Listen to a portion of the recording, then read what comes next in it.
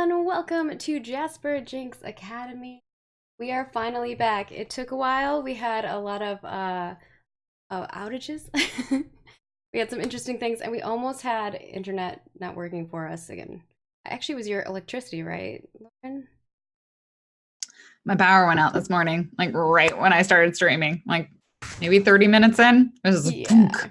We had a moment of potential disaster, but whenever we got the go ahead, we were like, all right, we can tell everybody that the show is on. Some people were like, I'm not gonna believe it till I see it. It is not an illusion, unlike some other things in our show. So, we got a clue. So we'll go around the witching table and let everyone kind of introduce themselves.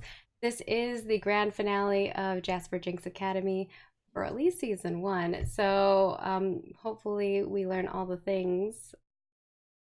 See what happens with everyone.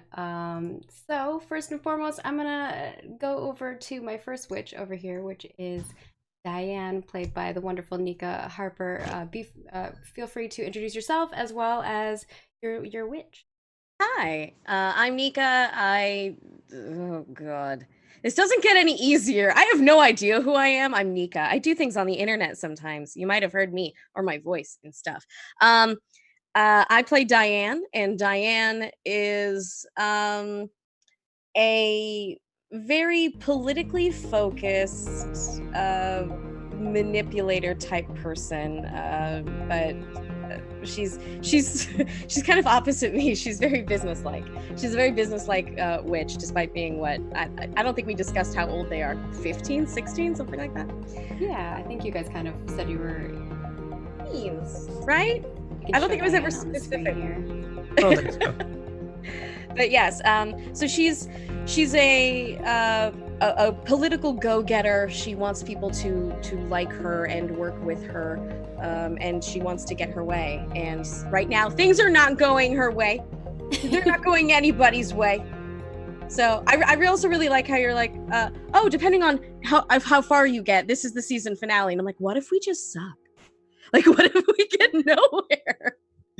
About that. Die. I guess then the ending ends up being very, you're not sure really what.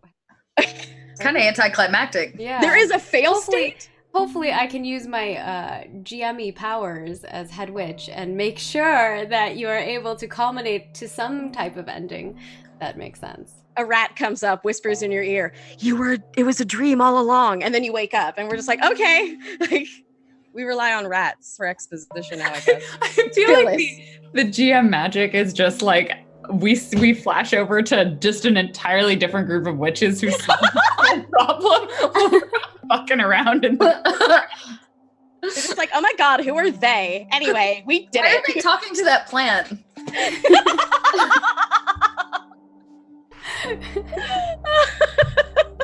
Anyway, continue. Oh god. All right.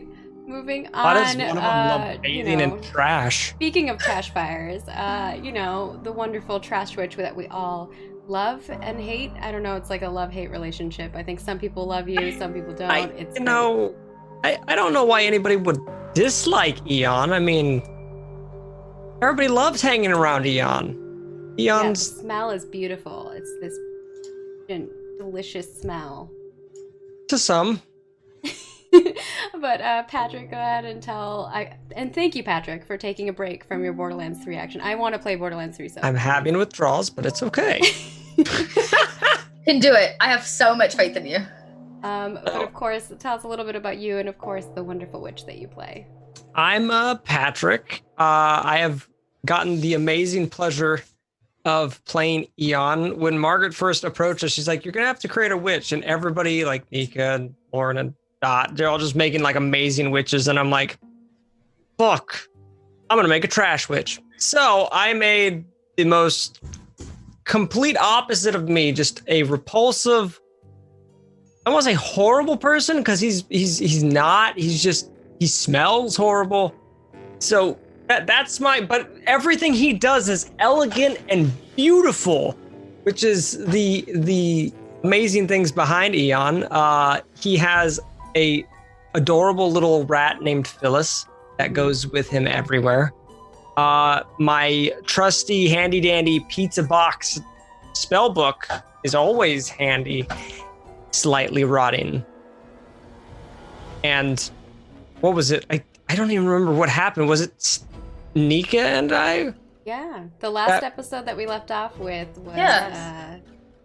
I believe it was just Diane me. and Eon Diane together. and Ian. Yeah, I tried to push you in the hole. that's right. Oh, you Yeah. threw Phyllis. I threw Phyllis. You threw Phyllis. I think you That's- slipped and like knocked Phyllis, or I did. It was an I threw Phyllis and you Phyllis booped tossing. him. That's what happened. I remember. Yeah. So. Chat's like Eon yeeted Phyllis. Yeah. That was a me. That was me. I love Ian. And of course, moving on, we have Ezra, played by Random Tuesday, who you've probably seen on a million other tabletop RPG shows. Tell us a little bit about you, and of course, the wonderful witch that you're playing. I'm Random Tuesday. And like Maggie said, you can find me on RPG shows like Sunday mornings with her. I roll for it. Or occasionally writing random ones on my channel or playing Dungeons and Dragons. I am also a cosplayer and I do other things. And unlike my character, who is wholesome as fuck. She's fucking wholesome. That's right. You didn't think I could do it. And I did it. I made a wholesome character. Does it qualify if you put the F-bomb before? She wouldn't say that. Like I said, I am not wholesome, and therefore I describe her as such. I think everybody describes Ezra like that. Fucking wholesome. Except Ezra. Wholesome. She's fucking wholesome. Fucking Yeah. wholesome. The last stretch. Just be wholesome for a couple more hours. And I got you it. did Ezra is a wholesome, enthusiastic, helpful, and oblivious witch. She just cares about her friends and wants them all to be happy, which frequently means that she is following them on their terrible ideas. She also likes to speak with animals and plants, and most of her spells are around making people feel better about themselves and their failures. Adorable and love. Fucking wholesome. She needs. Someone's like fucking clueless, but she means well. But- Yeah. I can turn the music down a smidge.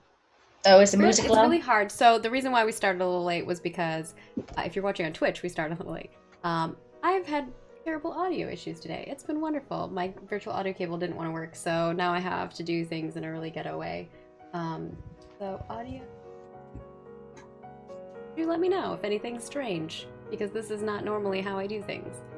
And then, of course, moving on to our last but not least, which we have Cipher, who is played by Little Red Dot. Of course, let us know where we can find you. And Dot does a whole ton of tabletop RPGs, and I love all of her characters. And then tell us a little bit about Cipher. Yes. Just go find me. There are things out there. I do lots of them. Cipher is our techno witch. She's kind of like a technomancer. She's a little rough around the edges and isn't terribly social, and has somehow, the new kid on the block got stuck with this lot. She's this it's been like what, Maggie, a few days? How much time has actually passed? How much time has actually passed? Yeah, I think, well, a lot more time has passed now, but yeah, it was only a few days. I think it was like 3 days that had... 3 days in total. In total, 3 yeah. days' time, A full season is 3 days. we rode a Pegasus. We got into some kind of odd little time loop, or saw into some kind of time space thing. Birthed plants, multiples, because I'm gonna mention eons in that as well. And it's been kind of nuts. So Cipher, yeah, she's just in for the ride at this point. She's trying to convince everybody something's going on at the school, and nobody wants to take her seriously because they're running for president. You're the new kid. Yeah, the new kid who New believes in new kid. kid. Cypher's so desperate. Wants to go back to her room and type on her laptop. That call out though. Jeez. Hail, space Even my people don't like Maggie me. 33. Diane is It's hateable. just like the world may be ending. The world may be ending. Yeah.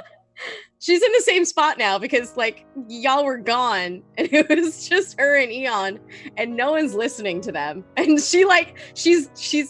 we caught on like a freeze frame and Diane is still done. She's just not like there. She's checked out. It's a problem. So I have to get into character. Yeah, so there's a Cipher for you up on the screen as well in case. But yeah, have a whole slew of amazing characters that have played through this. We also have a Peony in stage that were played by Pumpkinberry and Blue Jay. They were not able to make it with us today. Otherwise, I would have had all of them here because they all technically are in the scenes, but I'm not going to really play their characters because I feel like I don't want to not do them justice. And I don't also want to do something that their character wouldn't do. So if you've been following us through this journey, you may be like, those two characters were here. Well, they would have done this or that. And I'm just not going to necessarily play those characters. So just keep that in mind as we're going through this. So to take us back to remembering what happened or so ago, we have two different scenarios that have happened here. We have Ezra and Cipher, who are standing next to a trash bin. They are accompanied by two other students, Peony and Sage. And Peony just casted a spell. What did this spell do? It may have frozen time or something of that sort. She was trying to mess with time and her spell did not go so well. And here they are, all kind of just standing there in their last motion that had happened previously. And back in the school, in the courtyard, we have, or actually I think you guys made it right into the room. You were holding a plant, right, with the rope in it? You had the rope, Mika? There was crap, I should have remembered that. Hand. I had a plant that I was using as a rope. There was a long specific like kind of vine plant. Yeah, I got a huge vine and I was wrapping around myself like a firefighter with a hose. Yeah, so on the other side, we have two students who were inside the school. And we have Diane, who just walked out of the herbology class, holding on to this type of rope-like plant. And is my voice fading in and out? Is that what you said? Do let me know. Maybe I need to make the mic closer to me. I mean, you sound clear to me. You sound fine. So clear on our end. I don't know what's feeding through to Twitch though. Yeah, I don't know either. My audio has definitely seems okay. Okay, so maybe it's just you. I don't know, man. Okay, cool. Just want to make sure because I definitely audio has been a problem. Let me tell you, I've been trying to work on it for like the past 20 minutes. It's been a struggle.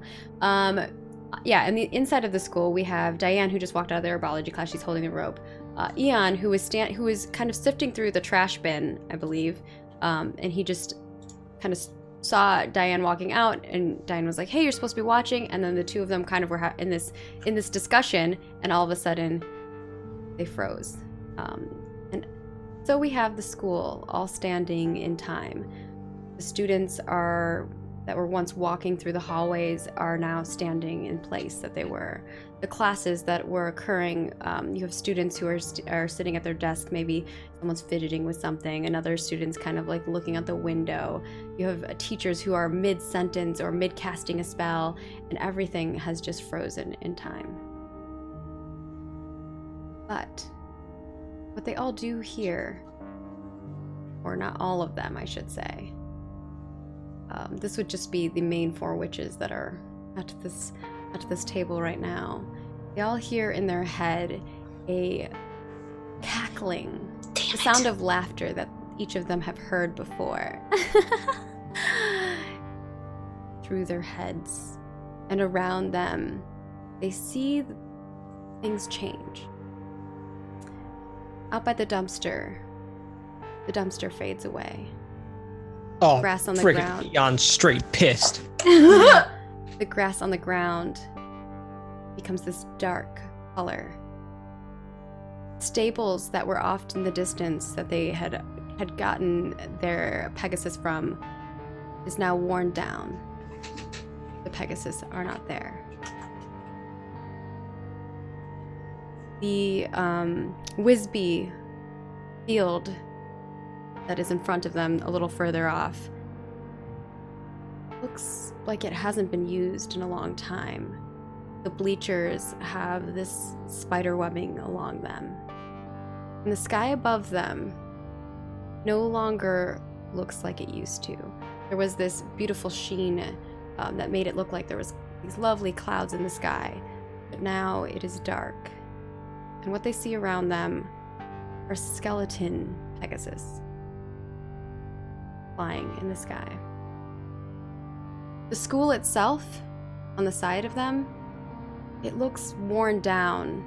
The door is half on, like it's unhinged, and the bushes along the sides are more like bramble at this point.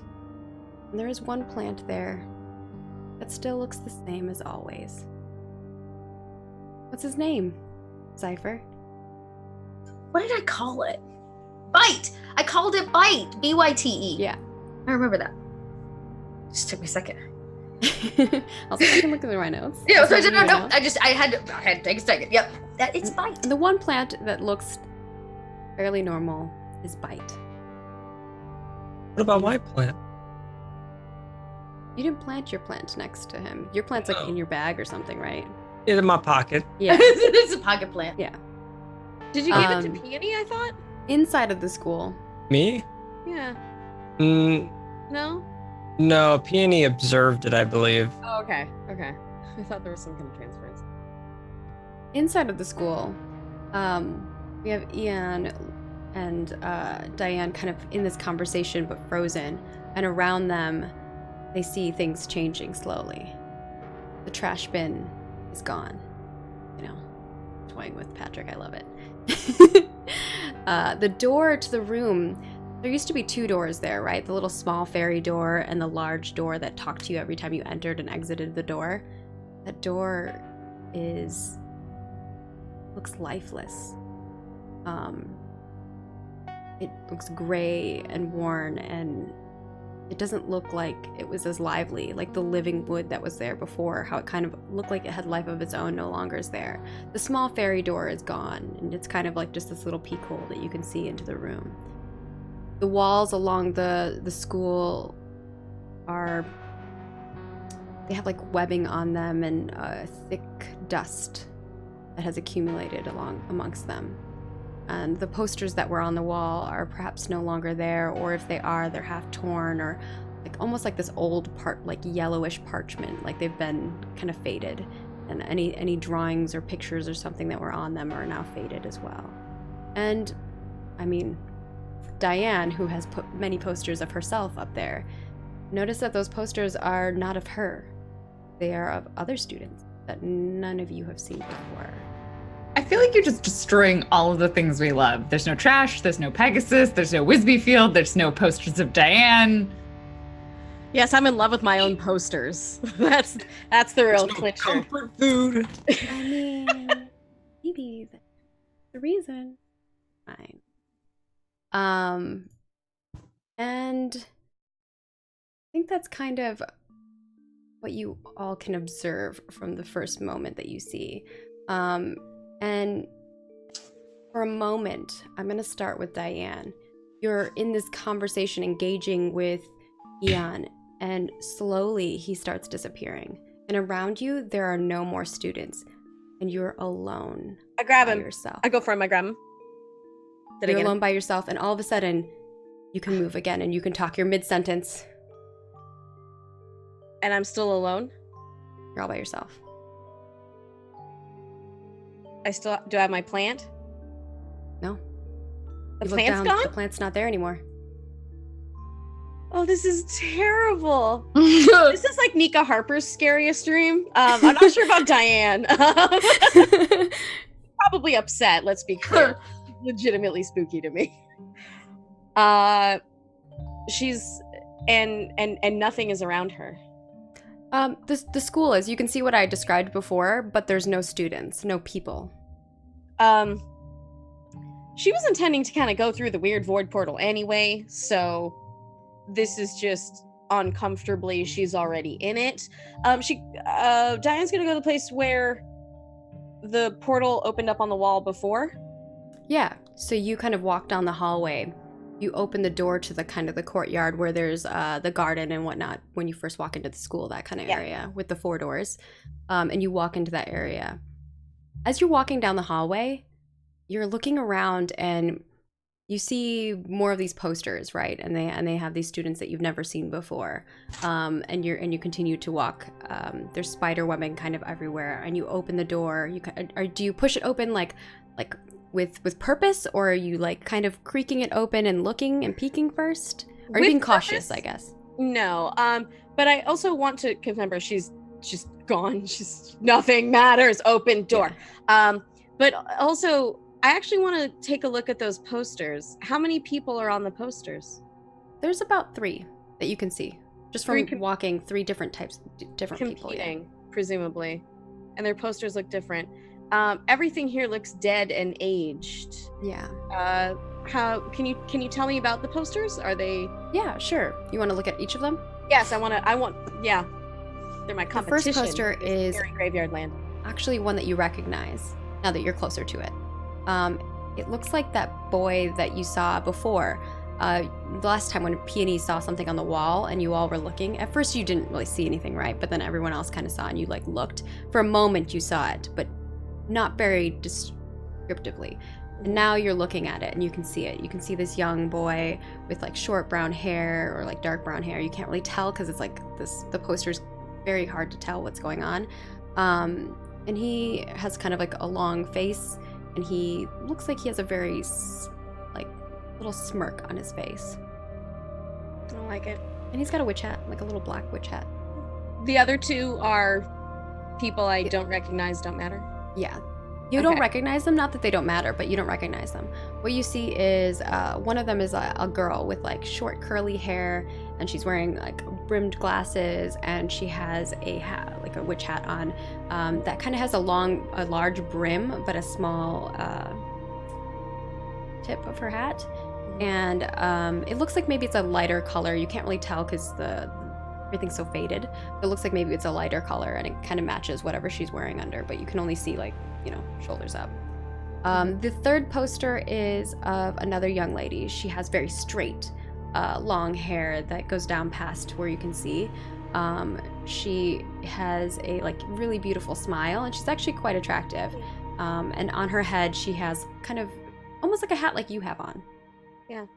Are any of their names visible on the posters? You kind of look a little closer, and not really. You can't see names. None of them? I really want those names. I feel like that's a magic thing where I gotta know their true names and then I call them out or whatever. Okay, I take down the boys poster. Can I take it with me? Yeah, you can take the poster down. I'm taking it with me. Try. Yeah, yeah. You go to take down the poster, and as you go to touch it, the poster slowly, kind of, almost like as you touch it, it's like air has touched it, and it kind of starts shriveling away. Cool. Oh, Thanos snap. And then you just see like, yeah, it's like Thanos snap, exactly. It like lightly floats, and you can kind of see it floating in the dust. Okay. I am busting through that door. I am now yelling. What do you yell as you bust through the door? She just starts screaming, Leroy! No, she's doing a call out. She's gonna find either whoever's here or whoever that guy is, because that boy is definitely here. So she's like, I'm coming for you. I'm looking. I'm gonna find you. We do not belong here. We don't deserve to be here. Bam, open up the doors and just screaming. It's what she got, You open the door and you slam it open, and you scream as you look into the next room. And we're gonna kind of move to another person. Ian. You You watch all of this. You watch everything that Diane just did. You watch as she walks away from you. She takes the poster. But for you, this looks very different. Around you, everything looks really clean. Yeah. You don't see a thick dust. You don't see what Nika or what Diane saw. From your perspective, you saw Diane like touch the wall and like there was nothing there. You're like, why is she touching the wall? And then you saw her storm away and you saw her yelling and opening and push the door down the hallway further away.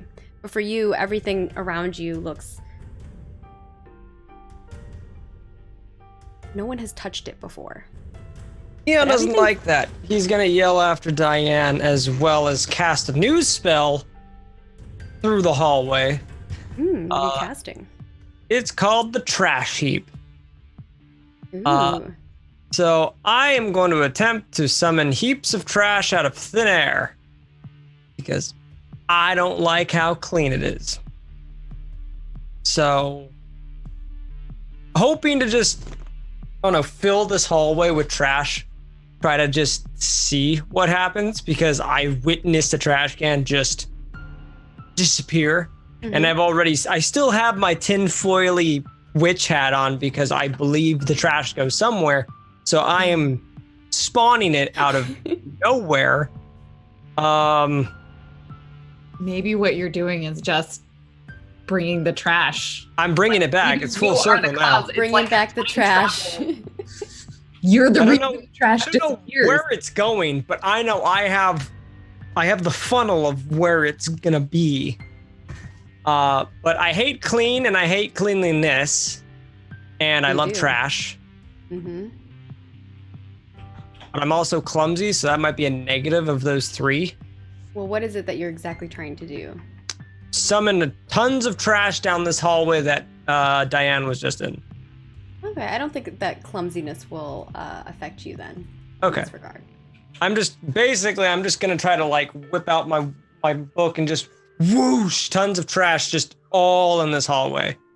All right, well, let's see how it goes. You open up your pizza box, which is his spell book. He opens up his pizza box, which has like some spells written on it, some kind of like messy handwriting.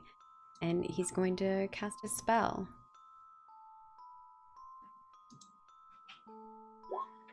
Come on. And there we go with a failure. Oh, I didn't mean to do that. My bad. What happens here, basically, is that you go to cast this spell and make sure you mark your failure there. Yeah, because in failure, we learn things when we fail. And what does it look like as you're trying to cast this spell? I guess describe that for us first. So I guess what Eon would be doing is he would be running down the hallway, not happy with how this is going. And all he's going to do is just, he's running down the hallway after Diana. She's just booking it somewhere. Eon doesn't know where. And he's just going to try to catch up with her, but clean, his words, clean the area. So he's not really paying attention, trying to like, the trash heap, Vala Karatnevkov, and just kind of like stumbling over his words and just You're stumbling over your words as you're saying this because you're trying to like walk at the same time. But you are a bit clumsy, and you try to follow her, but you're also trying to like hold your book and read it at the same time, and the words don't quite come out. But because you rolled a 9, and that's really close to a partial success, you do have something happen.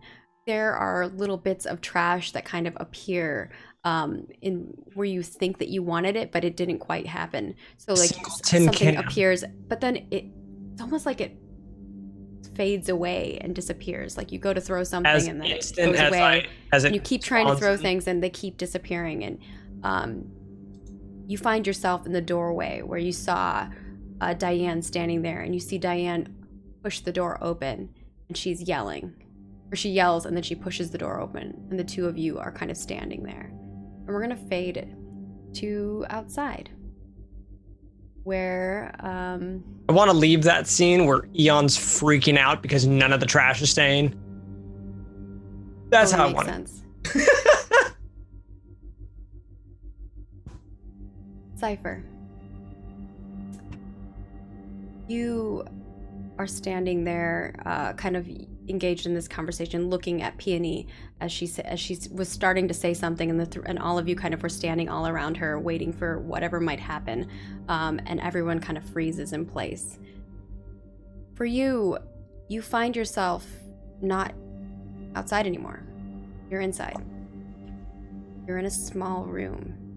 You've been in this room before. It's a place you like. A place you like a lot. Oh, but it looks different. There's old monitors everywhere, and the monitors slowly disappear. And before you is a piece of parchment and a quill.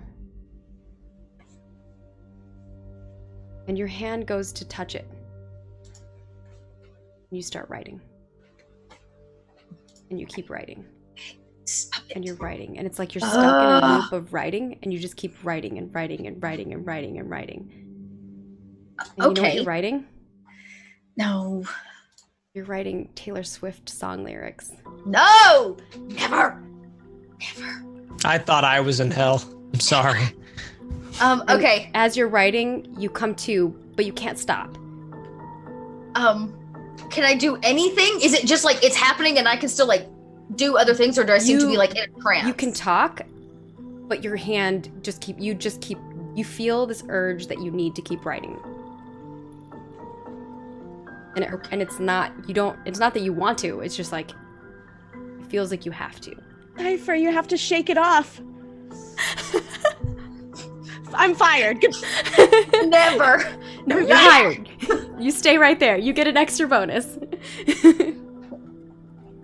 Okay. Do I have any of my stuff? Probably not. Initiate self-destruct. You look around, and I just want to what stuff are you looking for exactly? Like my side bag that would have like my computer and all the tech and stuff in it.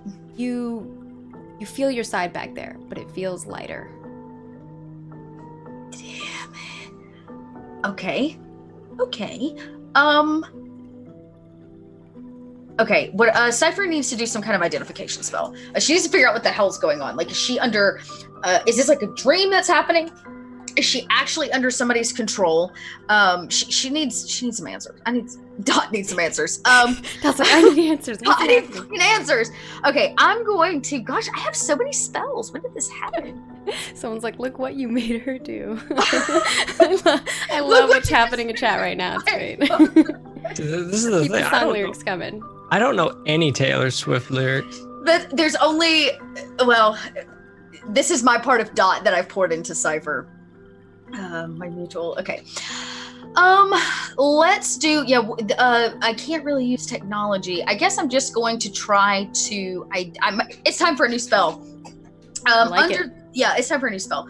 Under the duress of this situation, facing her greatest fear, of writing Taylor Swift lyrics, she simply calls out, as if this would ever happen to whoever's doing this, because like, duh. And oh, I have a better idea. She's going to change the pen from a pen to a bottle, or to like a spray. So you can't do any kind of detailed writing with a can of spray paint. So I'm going to change it from one thing, make one thing from another. I like that. Yeah, and she's going to change it to a can of spray paint. So it's just like she can write those damn lyrics, but she can't see them. It's like one step in the right direction. And I think this was a spell that you guys learned in class, right? And I have a level, and I've actually leveled this one up once. Might have been useful. Yeah. Might have been. What else do I have? I feel like this is. I don't know why I didn't calm trash myself. What have I got to add to this? Well, all right, we can look at I was about to say, I don't have, these are both of my hates in one. I guess I'm technically currently handwriting and Taylor Swift. You hate both of those things, yeah. I hate both of those things so much. I can give you a +2 for both of those. Yeah, I hate both of those things. They are driving you to not want to do that. Yep. Okay. Oh, I rolled 2 1s. Ooh. I'm freaking out. 5. You know what? This is fun for me though. I am. Yeah. You go to try to change it into a spray can, and before you are a ton of pencils. There's probably like 20 pencils that appear. No! She screams out. As you're writing, the tip breaks. And you feel the urge to grab another. And then you start writing, and the tip breaks. And that's that sound of the tip breaking. And you grab another, and then the tip breaks. And then you grab another, and then the tip breaks. And you keep doing this until there's no pencils left. And then you're just writing with the last one. Great. When I get to the last one, can I call out to... Did we learn the name of this kid? Yeah, I don't think you did. I can't You were remember. gonna go to the library and you were gonna look at the books, but you guys didn't actually go do that. Didn't actually do it, but I got a history book. I never went through that, did I? I think Peony or Sage did like a quick reading, I believe. And then you guys got like a bunch of details about the school and how the school and like that room. You were specifically looking for that room and what renovations happened with that room and stuff like that. Right. Yeah. But we didn't look up kids. Like we didn't go to archives. No, you Okay. didn't look up kids, and that book wouldn't have that. That's like the history of the school, right? Okay. So Okay. after you break the last one, I think we're gonna fade into where Ezra's at, if that's cool with you. Mm-hmm. I have nothing else at this point. Just Ezra, you find yourself in front of the three people that you were in front of. There's Cipher, there's Peony, there's Sage, and you see them talking. You can't hear anything. It's like you're there, but no one notices you are there. And they're kind of like ignoring you. And they're looking at you with disappointment every time they do glance at you. And that's kind of like what you fade into. Is it like the situation changes or just like they do the thing and then they just stop paying attention to her? It's like they cast a spell and then as soon as it ends, it looks like they're talking to each other. And from your perspective, it looks like I think they Ezra look at you like you didn't help. Like stands there for a while because she doesn't realize that this is different. Like she just assumes that she did something wrong. And so she just sort of like stands there really quietly for a while, kind of lets them talk amongst themselves. they kind of look like they're talking and then they glance over at you and they're all kind of giving you this look like, ugh, like distasteful disappointment. And then they go back to talking to each other. Are you done with the spell? Do you need help? Can I help? Yeah, you say this, and they slowly start getting smaller, and you feel like you're getting further and further away from them, and they look like they're getting further and further away from you, and it's just silence. You hear nothing. Even though they're talking to each other, you can't hear anything, and slowly they fade out until you're alone. You're sitting in a chair, and around you Oh no. are these giant bells, but you hear nothing. Hello? Can she hear herself? Yeah, Is it she like can hear silent? someone talking. Okay. So when she hears sound when she speaks. It's like you're in a room with a bunch of bells, like these huge, like, you know, those giant bells that are in like a tower, in a church tower, and they're just like hanging there around, and you're like sitting there in a chair by yourself, but you can stand up.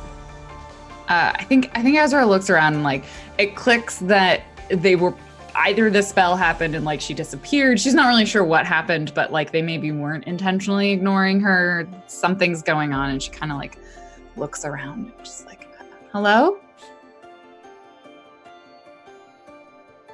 Are you out there? I don't know your name. We were trying to figure it out. You hear nothing. She just sort of like sighs and I think just like sinks a little bit into the chair. I don't know what we did, but I'm really sorry.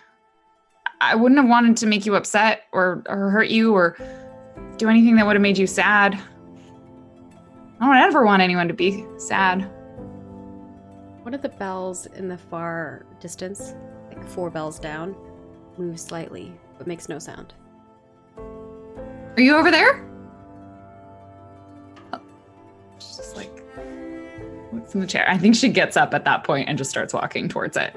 It's like, hello? Yeah, you walk over towards the bell. I don't see anything. Oh. I'm happy to talk if you want to talk to me. Silent. And it's so quiet that you can hear your own heart beating. Oh, I really would actually prefer to talk to you, please. She's just like getting more and more uncomfortable. It would be a lot better for me. I don't mean to make you feel pressured to make me feel better, but talking is nice. I like people. Please? Hello? Oh. Quick, make them calming tea. Yeah, she's like, I don't have anything that I would normally do. I'd make you tea, but I don't have it, or I don't have any cupcakes, but do you want one? I can make you one later if you send me home. Please? Oh. I think that's kind of where we leave Ezra. She's alone, just trying to like talk. Trying to make friends. She thinks with there's the bell. somebody else there, but Yeah. who knows if there really is. Did the bell actually move? Did she just make it She move? might be seeing things. Yeah, she might be seeing things. We don't know. And we move back over to Eon and Diane. Eon, you can see Diane. Diane, you're looking forward. You push the door open. You walk out into the courtyard. What you see in the courtyard is the fountain that's in the center. Looks like it's kind of fallen over, like someone has knocked it down. And part of the part that would hold water normally is like cracked where the big unicorn statue has fallen down. And around you, the bushes that were once there are now like the brambly looking bushes instead.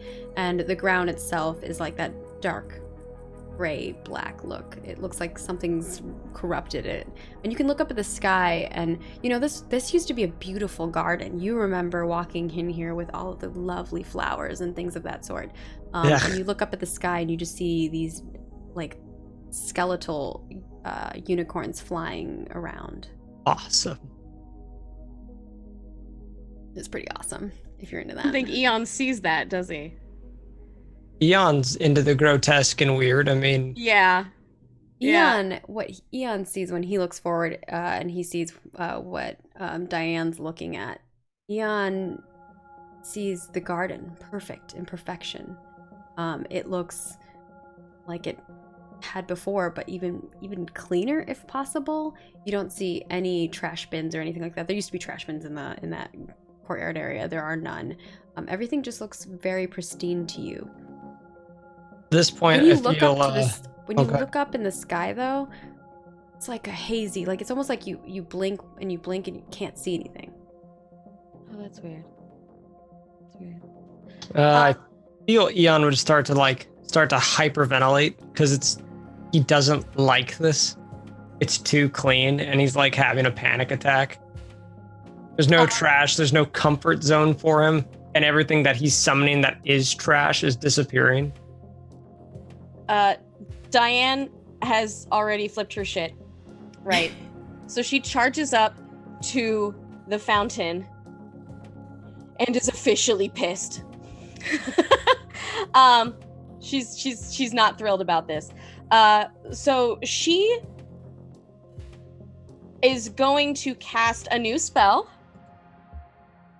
called Buddy System, and I'm gonna link this. I think that's what I do. I do that. And There we Diane, you don't see anyone else around you, just so I know. you're aware. Okay, Yeah, this is cool. the thing. I'm gonna focus my psychic energy to find the nearest person or entity within the vicinity. Ooh, So I like I'm that. literally going like, where are the people at? Like, Where the I like it. Go for it. bringing it in, that kind of thing.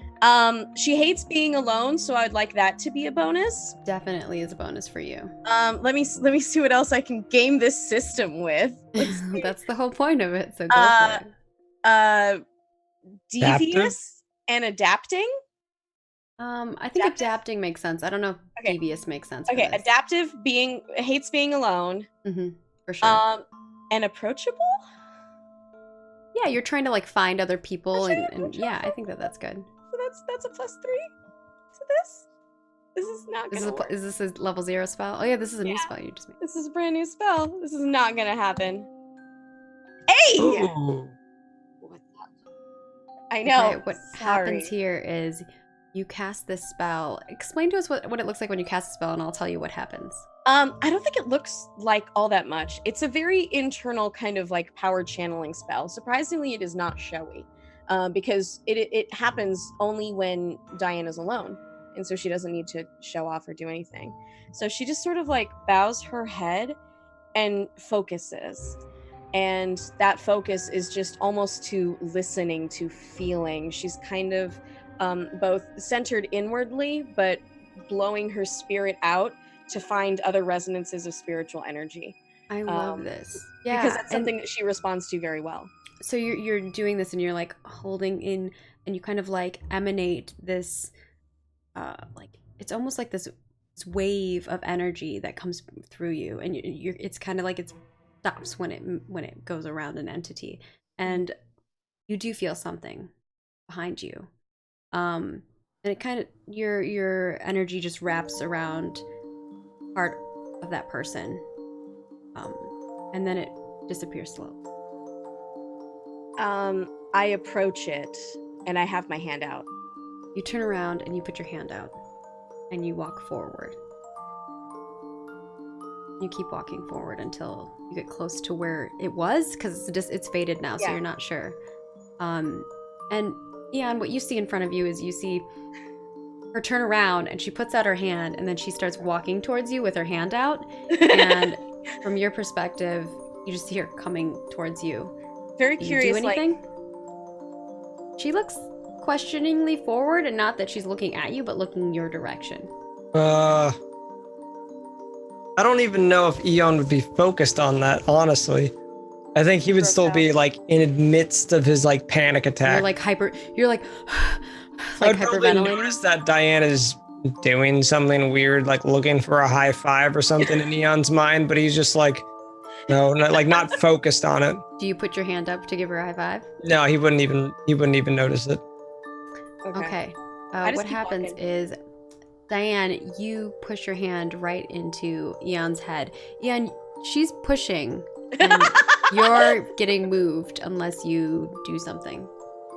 Eon's scared because not really paying attention. Just nudging. Not knowing what's gonna happen is I'm gonna use a move I haven't used yet.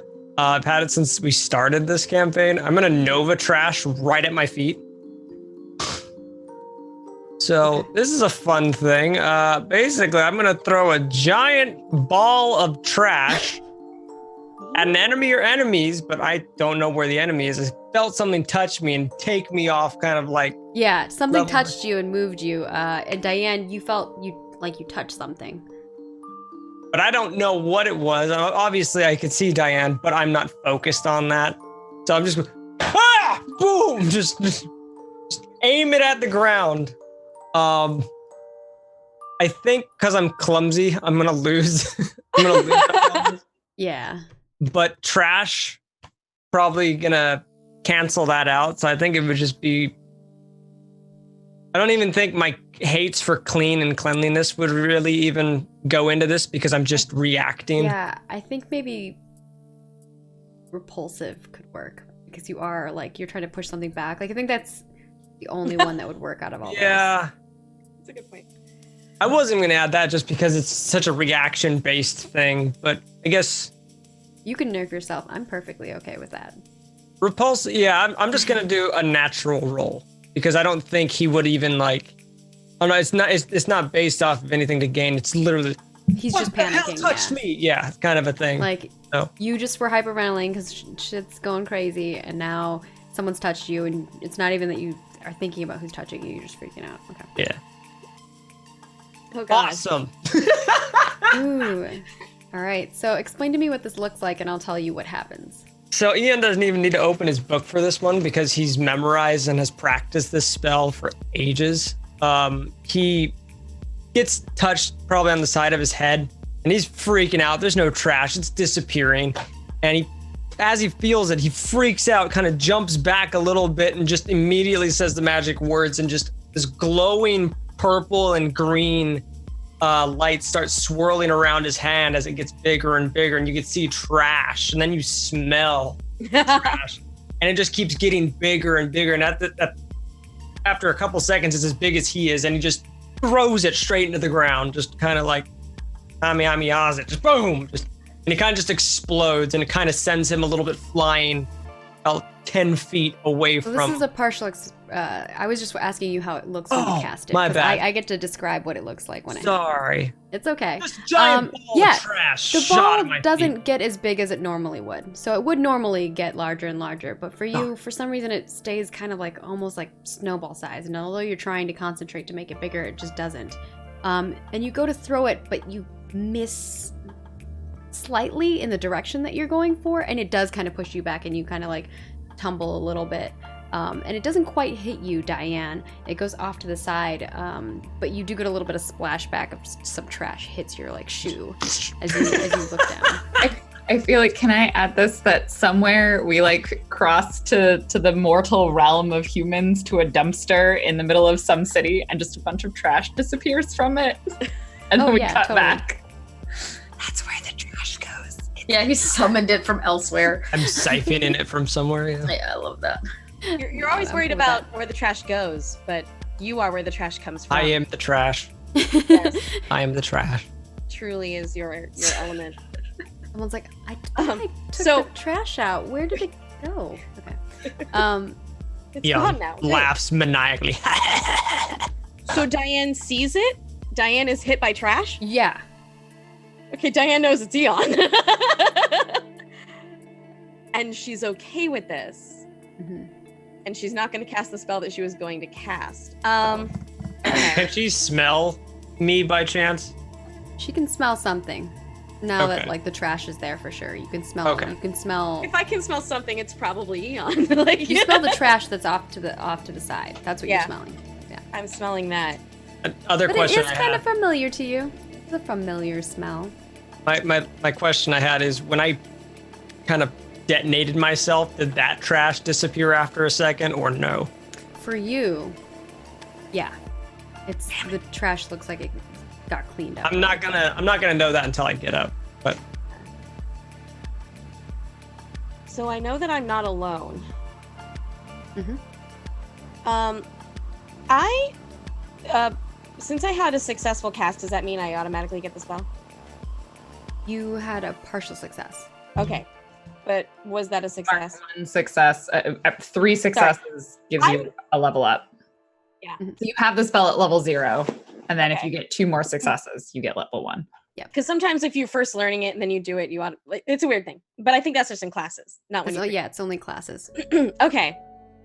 I am going to cast Buddy System again, but weirder. But weirder. Okay. She already knows how to find people closest to her, right? So she knows this spell. This is something that she kind of like does just occasionally. But now she's going to try and find a specific person. She's never done this before. Okay. And she's going to try and find the guy on the sheet. So she doesn't have the flyer with her, but she has that guy in her mind. She's spoken to this guy before. So this is kind of like going into a psychic realm of which she has never been. This is totally new, but also this whole experience is totally new, and she knows that she's being fucked with. And this is, she's not I feel happy like with this that. is maybe a different spell than Buddy System. This seems more Possibly. like you're trying to find a specific person. Yeah, it's a variation where I'm not sure if I have like an actual name or anything for it. So I was just going to cast it as Buddy System in the time, but I can make up something clever, I guess. I mean, when the buddy system doesn't work, you always go to Lost and Found. Yes! Claim your kids and call it Lost and Found. Okay, Lost Buddy and Found. locator. Yeah, but yeah, it's a location spell. It's lost Yeah, it's more like a It's the same location thing. spell. Yeah. So, finding a specific person or being, or finding the direction or location, finding the location of a person or being. Same thing, kind of like psychic focus energy, trying to find the resonances of people's personalities or things along that line. Mm-hmm. Approachable's not going to work for this one. Being alone is. So being alone and adaptive, I'm going to say. Yeah. Does that work? I'll allow those. Those are good. Only a 2. Don't forget, what's your relationship with Eon? She's not looking for Eon, though. Yeah. Oh, I thought you were. She's looking for the boy on the Oh, poster. oh, that's right. You found Eon. Oh, okay, that's right. Okay. My relationship with boy on the poster, enemy. Sure. Do I get like a +1 for? You don't know. You don't know who the boy on the poster is? He's such a jerk. We talked to him before. He was mean back then. You don't know which person that boy is. You don't know if that's who is talking to you. You don't know. I hate him anyway. I don't have to know. But to hate Diane thinks something. that, so that's perfectly fine. Yeah, like I don't have to. I don't have to. I saw him. He talked to me. He was rude. He was on a poster. Whoever that guy is, I hate him. I don't care if he's like an avatar of something bigger. I hate the boy. I'm gonna cast. I'm this just saying spell. you don't know that voice is the boy. Like, you've only heard a voice and then you've seen posters. That's it. That's What all I I'm saying. know and what I know is very different. I think she knows. Can we She just might quote be that for wrong. every player? What I know and what I know is very different. What I know. It might not be correct, but this is what Diane feels, and that means a lot. I'm into it. Okay, crossing fingers. Woo! 15 is a success. Which find- does the thing and gets to tell us how it's done. Go for it. Oh my god. I didn't expect this to work. that's the first thing that she feels, by the way. She's like, So like again, she describe how you're casting the spell and like what it looks like as you're trying to locate this boy. She does the same thing because it's very similar. She goes, okay, I found someone close to me, but there's a certain feeling that she's never had before, and it's not a panic, but there's a weird feeling of being bolstered, right? Throughout her entire let's say political, like friendly career, she's always had these people who she's not afraid of people going up and like dueling wits with her, right? She's used to this kind of thing, and she understands now that something has gone wrong and someone is messing with her, and also probably they're messing with her friends. She's still worried about Ezra. Ezra is one of the only things she cares about, and like she's gone and now she's in this world and she wants to save everything, and the way she's going to do it is just vengeance. She just feels vengeance. So she sort of just does the same thing. Okay, Eon's there. Let's try this again. She focuses on that boy. That stupid boy. That boy who might be related or not, she doesn't care. She just wants to end him. This is getting scary. Like, she is getting vengeful. She's pissed. And she lets, instead of her brain going out and kind of feeling the resonances, she literally puts her fingers out. And she kind of starts to just feel the air. And feels the energy where she thinks it's coming from. And it's sort of visualizes it in her mind with the same waves, but also can feel it a little bit in like the tips of her fingers when she fans it out somewhere. Something's over here. You feel like this sense of like an essence of this boy, and it takes you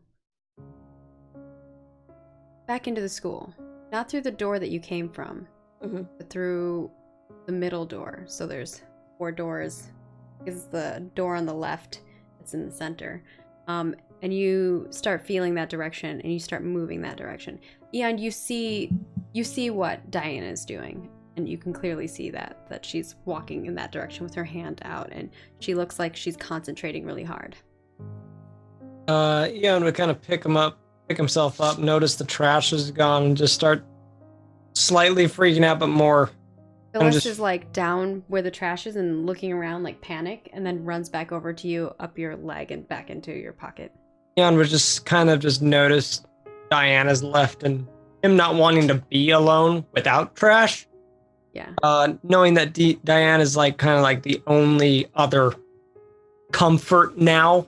He's just gonna, only familiar thing that is staying. Mm-hmm. He's just gonna follow her. Yeah, you follow her, and you walk kind of behind her, and she feels like something's behind her, but it's not what she's got her mind on. We're gonna fade over to our other scene. First with Cipher. Cipher, you now have the one pencil. There's like 18 or 19 other pencils around you that are all broken, and you're just furiously writing Taylor Swift song lyrics. Okay. So, down to the last pencil, Cipher makes... And now the pencil is like halfway. Like you've used half the pencil. It's like every time it gets unsharpened, you feel this sense that you need to sharpen it. And there's like one of those like pencil sharpeners that's like attached to the desk that you can grind. The old school ones. That's what you have on the desk, and you're just like putting it in there and grinding it, and then you write it.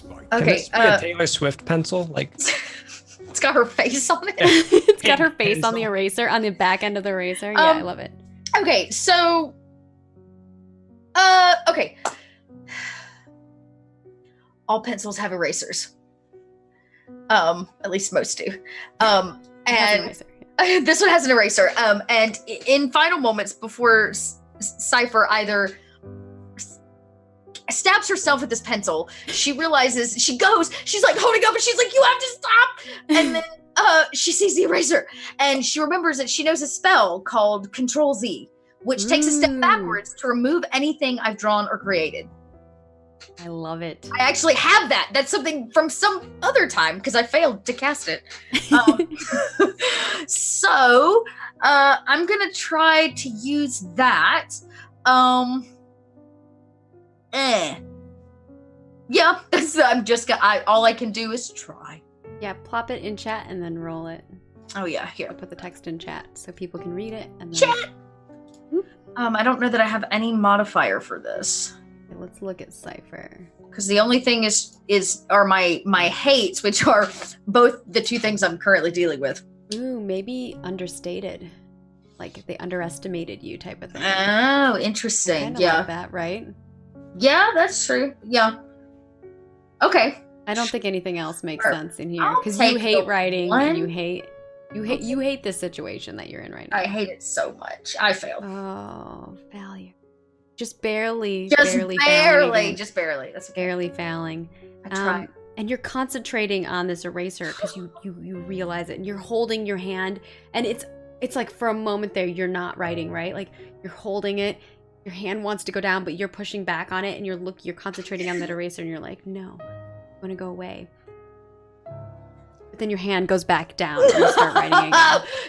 I probably like scream out in agony. My black eyeliner runs from tears of Taylor Swift filled hate. And the paper swipes and it's like you have a whole another new paper to write on. No! And around you, is it a blank slate? It's a blank slate, but all around you are paper. Like it looks like the paper that the first page that you wrote is like copy pasted all around you. So it did like the opposite of Control Z, copy pasted. So it's like all around you are these papers that all have the same thing that you just wrote, and like there's like 30 of them, and they flurry into a kind of like a whirlwind of paper that kind of like spreads around you, and now you're surrounded by Taylor Swift's handwriting. Okay, I'm about to do a new spell. I'm gonna start a new spell. It's called Burning Angst, and Cypher's gonna burn down this I'm room. going to. She's about to light this paper on fire. She, in her burning angst, black eyeliner running down her face, she fights with her Taylor Swift pencil as if it's all that she's got left, and she screams out with a blood-curdling scream. Through the sheer power of her voice, of her angsty voice.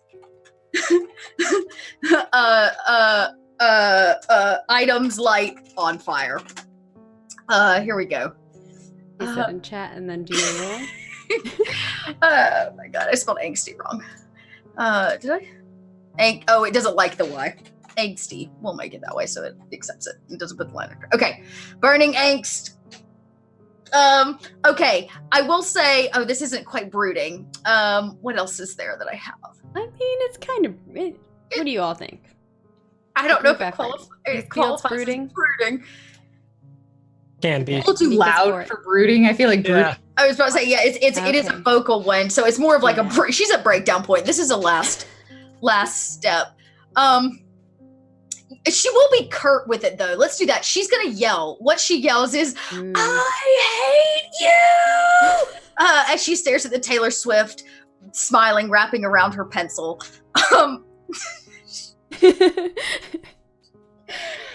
Oh god. Okay, here we go. I'm gonna roll it. Watch me fail again. Here we go. Oh no, Dot! I rolled so I don't think many Dot ones succeeded on tonight. any of these.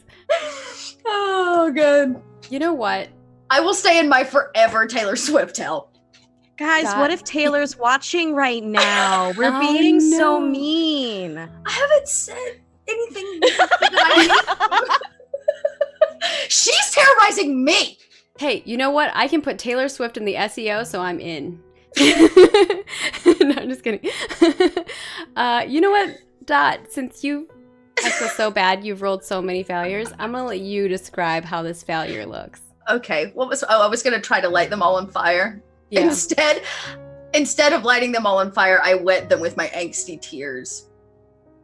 And they get kind of soggy, and the Taylor Swift lyrics begin to run everywhere around her, causing just a goopy Taylor Swift lyrical disaster. And I think because magic is involved in this, the lead from the pencils kind of drains from the papers, right? And then slowly kind of goes together. And now it's just like writing in lead around you. Oh, interesting. It's like taking like a three-dimensional. Yeah, Yeah. exactly. Oh my god. Like Clippy came to life. I was about to say it's like Doodle Bob. Yeah.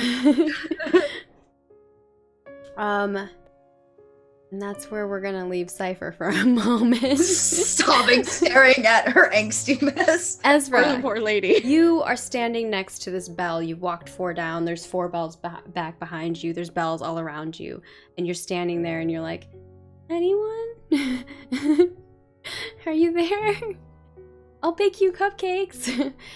And that's kind of where we see you at. I think Ezra goes to that place that like she doesn't like being alone. This is sad for her. She feels abandoned. Sorry, I'm looking at your sheet. No, it's okay. And so I think she just starts singing to herself. Like she just sort of like quietly starts singing like That's not creepy at all. friends, but keep the old. She's not a good singer. One is silver and the other's gold. The circles round. It has, and she just keeps going, and she's like trying to After a entertain little bit of time, herself, but all also of us- just like after a little bit of time, like you get through like maybe a verse, it's almost sudden like you can't, like nothing's coming out of your mouth, and you're like singing, but no sounds happening.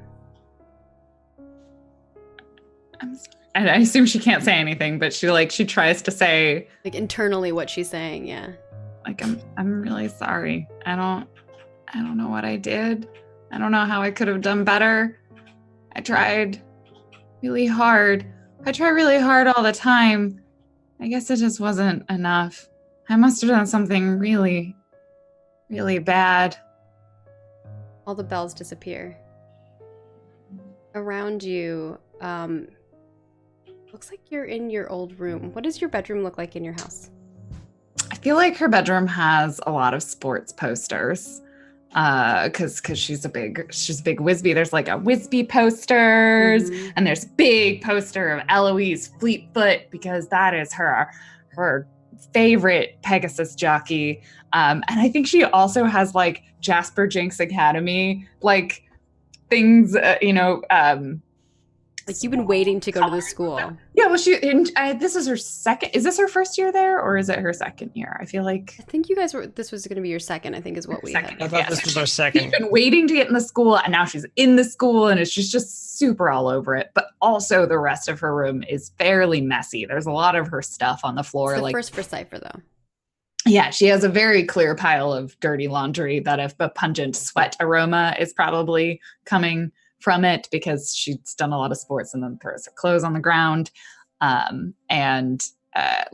There's some homework that is clearly half done that she could not finish with like scrawled notes and stuff on it. And a big question mark on one of the pages. There's a lot of trying, but not a lot of success. Yeah. So you find yourself in your bedroom, in your home, your house where you've grown up. And you kind of have like that perfect picket fence family. Oh, and they're witches and you know that. And like, your family just kind of is that, like, when you think of like that perfect family, that's who they are. And so you feel yourself in your house. What are you going to do first of all? I'll let you kind of take it from there. I think she has a moment where she tries to figure out if it's real or not. Like, does it, sort of looking around her, like, can she touch the things? What do you go to touch? She probably like goes and just like picks up her like a sweaty shirt and like sniffs it to see like. Yeah, you pick up a sweaty shirt. It smells sweaty. Yep. Okay. No, that's mine. I should do my laundry. And then she promptly forgets about it and turns around. As you turn around, something else. The clothes, they pile up and there's even more. But I don't think she notices. You don't notice because you turned around. Yeah. She turns around and she like goes to the door and she's like, I wonder if I'm home? And like leaves her room and she's like, hello? Hello, Mom? Dad? You're in like the upstairs hallway of your house where, your brother's room is and your parents' room is, and there's like a bathroom for you and your brother that you share, I'm guessing, and then there's probably a bathroom in your parents' like master bedroom. Yeah. But that's where you are right now, so you can decide which room you go into. But you yell out and no one calls back, and it's kind of like quiet.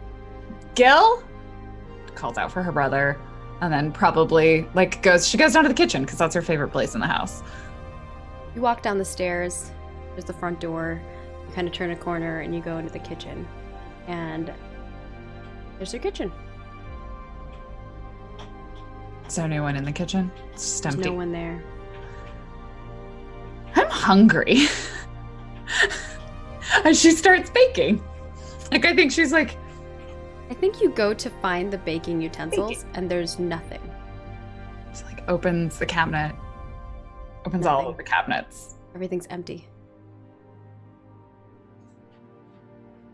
Like, this is more empty than I didn't go to the store empty. This is... Nothing's in the house empty? And she like goes and like to the living room and like, or opens a drawer somewhere else. You turn around to go to the living room, but you see your mom standing there. She has her arms folded and she looks very disappointed in you. And she's like, you couldn't stay in the school. And then you hear your father walk forward and he kind of comes in and stands next to your mom and he puts his hand on your mom's shoulder and he's like, I'm sorry, I had faith in that she'd be able to do it. But I mean, it's only been 2 days at school. They look at each other and they shake their heads and they both, your mom says to your dad, well, you can go to a normal mortal school. I'm sure she'll do okay there. And your father, you can say something, go ahead. She's just sort of like, she's super confused. She's like, what are you talking? I mean, I guess I didn't choose to come here. I don't know why I am here. What are you talking about? Dad looks at your mom and he's like, maybe she needs to go to one of those type of schools instead. They'll really make sure she gets the attention she needs. Are they like looking at her, or are they They're like kind of like conversing with each other, and then when they Like look at you, they ignoring kind of her? like shake their head and look disappointed at you. I'm right here. You can talk to me. Did I do something wrong? And they both kind of look at you and shake their heads.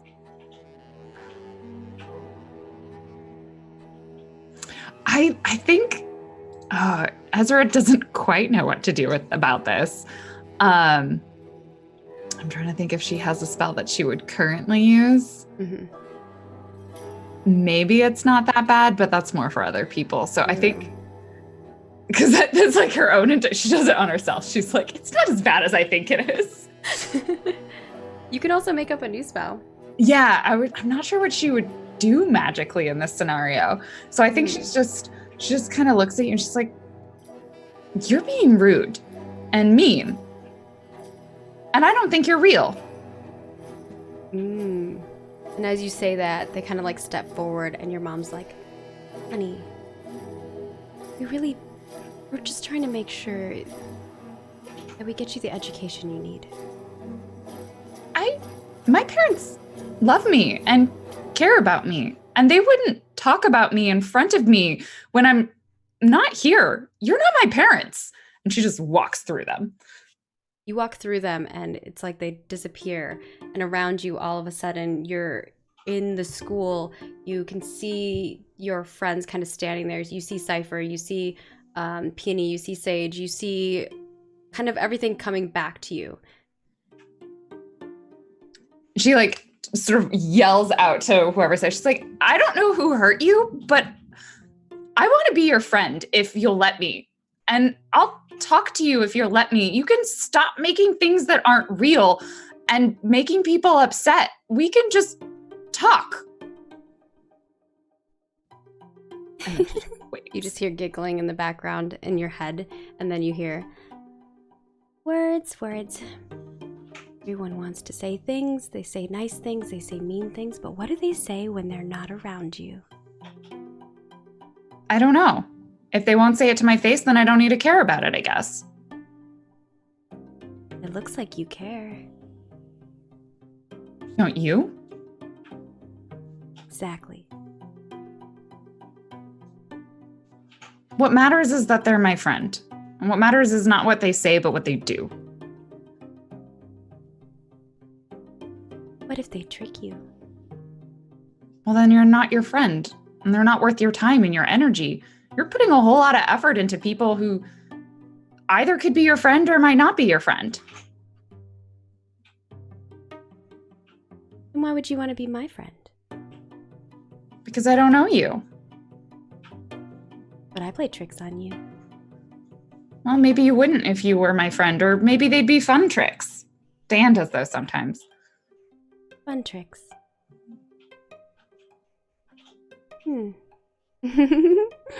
I like fun tricks. But that's Tell not me what a you're fun doing trick. right now. Tell me a fun trick. Okay, so there was this one time that as I was going to tell a story that Lauren is now going to make up. She's like, there's this one time where Diane went out and she found a lemon, and she made the lemon look like a Whizbee ball, and it wasn't a Whizbee ball, it was a lemon. And then I played Whizbee with a lemon the whole time, but no one told me. And it was really funny because I was really bad at using a lemon for Whizbee, because it turns out that lemons are not actually, they're not Whizbees. They're rounder and they don't fly the same way. It was really funny. And we all laughed afterwards. It was hilarious. Side note, this is something that I've actually been part of in IRL. Really? You replaced Someone a was lemon? very drunk and we had orange softballs and someone just gave him an orange instead. They are not, if you've never seen a drunk person try and smack an orange out of the air, it's delightful. So imagine that like times 10. Mm-hmm. Your story is amazing. That's what Ezra's story is. And that was really funny because it was harmless and it didn't do anything mean and didn't hurt my feelings. And everyone laughed. A lemon. I like lemon. I like lemonade. Do you like lemonade? Yeah. A glass Especially of lemonade after a appears in wizard. your hand. Thanks. She drinks it. Strange conjured lemonade. She's like, thank you. I was really thirsty. Glug, glug, glug, glug, glug. Just chugs it In back. front of you, you see Cipher holding a lemon. You see Peony like has a lemon on her hat. And then for Sage, there's like a lemon that's like balancing on her like satchel that she has around her. And we're gonna take a quick break with that being our break. We've got Diane losing her shit trying to find this young boy, Eon following her out of pure fear, Cipher having a literal breakdown, Full-on teenage breakdown in the closet by herself. and Ezra oddly being the one breaking out of this. I mean, Ezra solves all her problems with friendship, I guess. Hey, you know, if it works, it works. So we're gonna go to a quick break, and we will see you after it.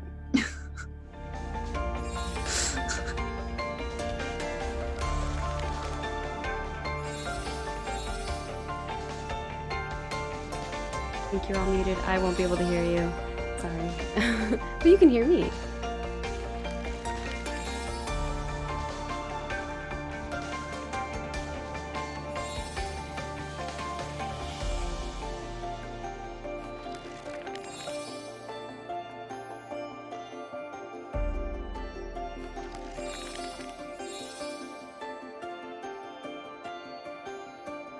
Hail, Space Viking.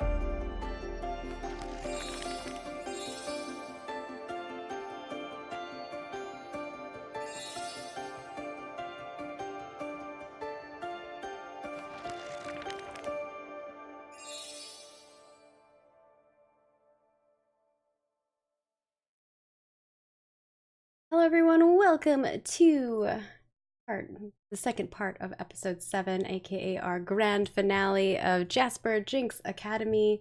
I am with a whole slew of amazing cast members here, as you can see, and we are about to embark on a continuation of the journey. If you're just tuning in now, we had Diane, who is kind of tracking down the essence of this young boy who she saw on a poster, and she assumes is this voice that has been talking to them and playing kind of tricks on them of some sort. Eon, who's had a like hyperventilating, anxious breakdown of being around cleanliness, which he hates, and following his friend because it's the only thing that he can grab onto and feel comfortable with. We have Cipher, who is in a room writing furiously Taylor Swift lyrics and having a complete mental kind of breakdown. And we have Ezra, who has pushed back these visions of pretty horrible things and kind of disappointment that she was like, my parents would never talk to me this way, and breaks herself out of this illusion that she's been put into and is now having this conversation with this voice that she's heard, and tells them a story about how she was played a trick on, and Diane gave her a lemon instead of a Whizbee ball, and she ended up playing Whizbee with this, which did not go very well, but it gave her friends a good laugh. The entity, this voice seems to kind of think it's pretty funny, and now has put lemons everywhere, and has made lemonade. And so the two of them are kind of enjoying lemonade and lemons and kind of playing around with that. But we are going to transition over to the image of Diane and Eon. So Diane is kind of feeling out this entity and moving towards it. She goes through the two gateways, and the doorway, and it's like two doors. She pushes them open, goes down the hallway. She continues down the hallway. She takes a left, she takes a right, and she finds herself. I think there's an issue with the stream. Yeah, they said it froze. Ooh. Skipping frames. Oh no. Yeah, it's buffering kind of goes weird. down, I will have had a trifecta today. Like, I will have hit streamer bingo. Okay. Great. Maybe it's better now? It says that I'm only using 18% of my CPU usage. Buffer, it's Not choppy sure and what's happening stuttering. with that, but Drop frames at all?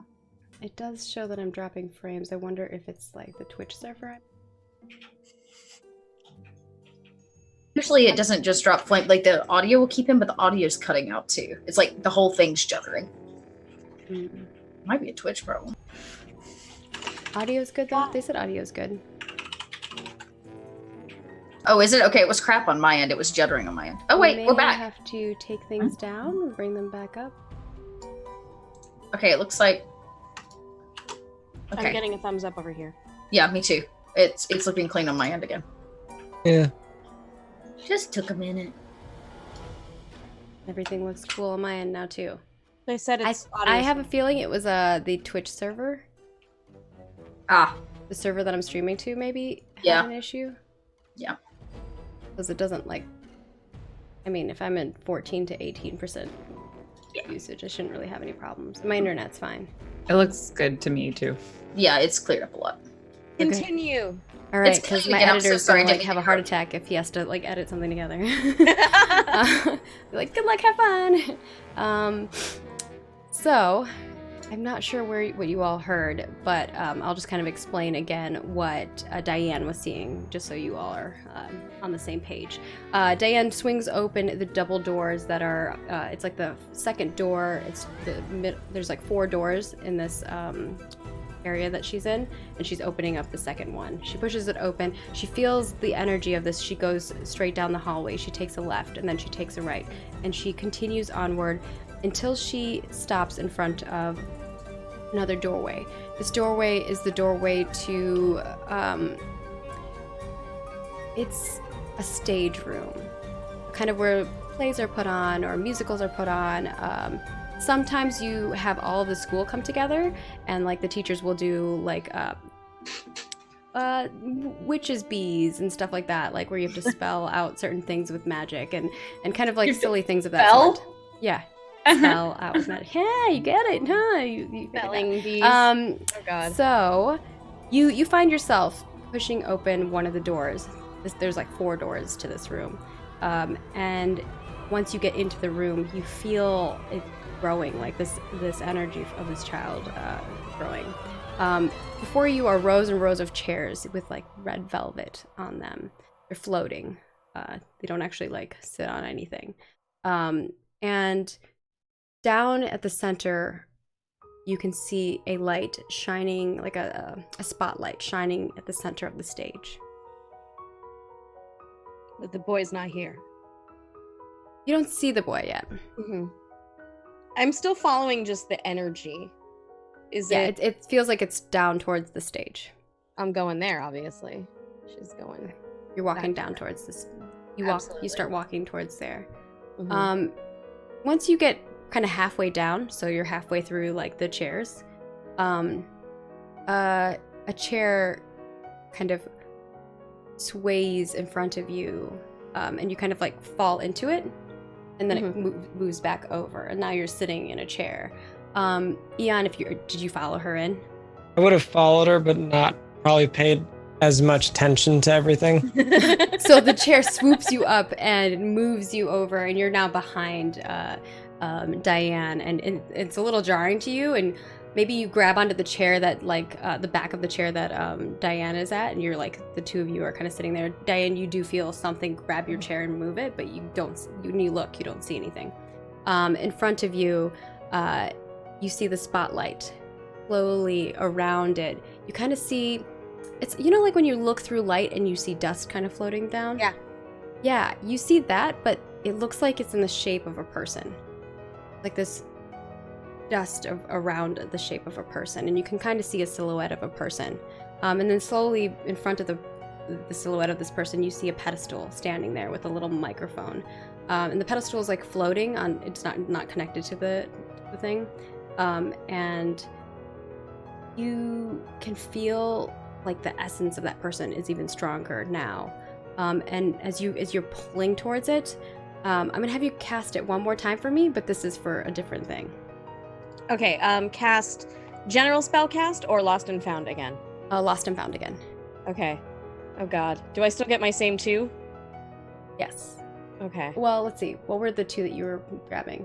I was using hates being alone and Adaptive, right? Adaptive. I would add approachable to this. Okay. So that's 3. I like that. I like having more.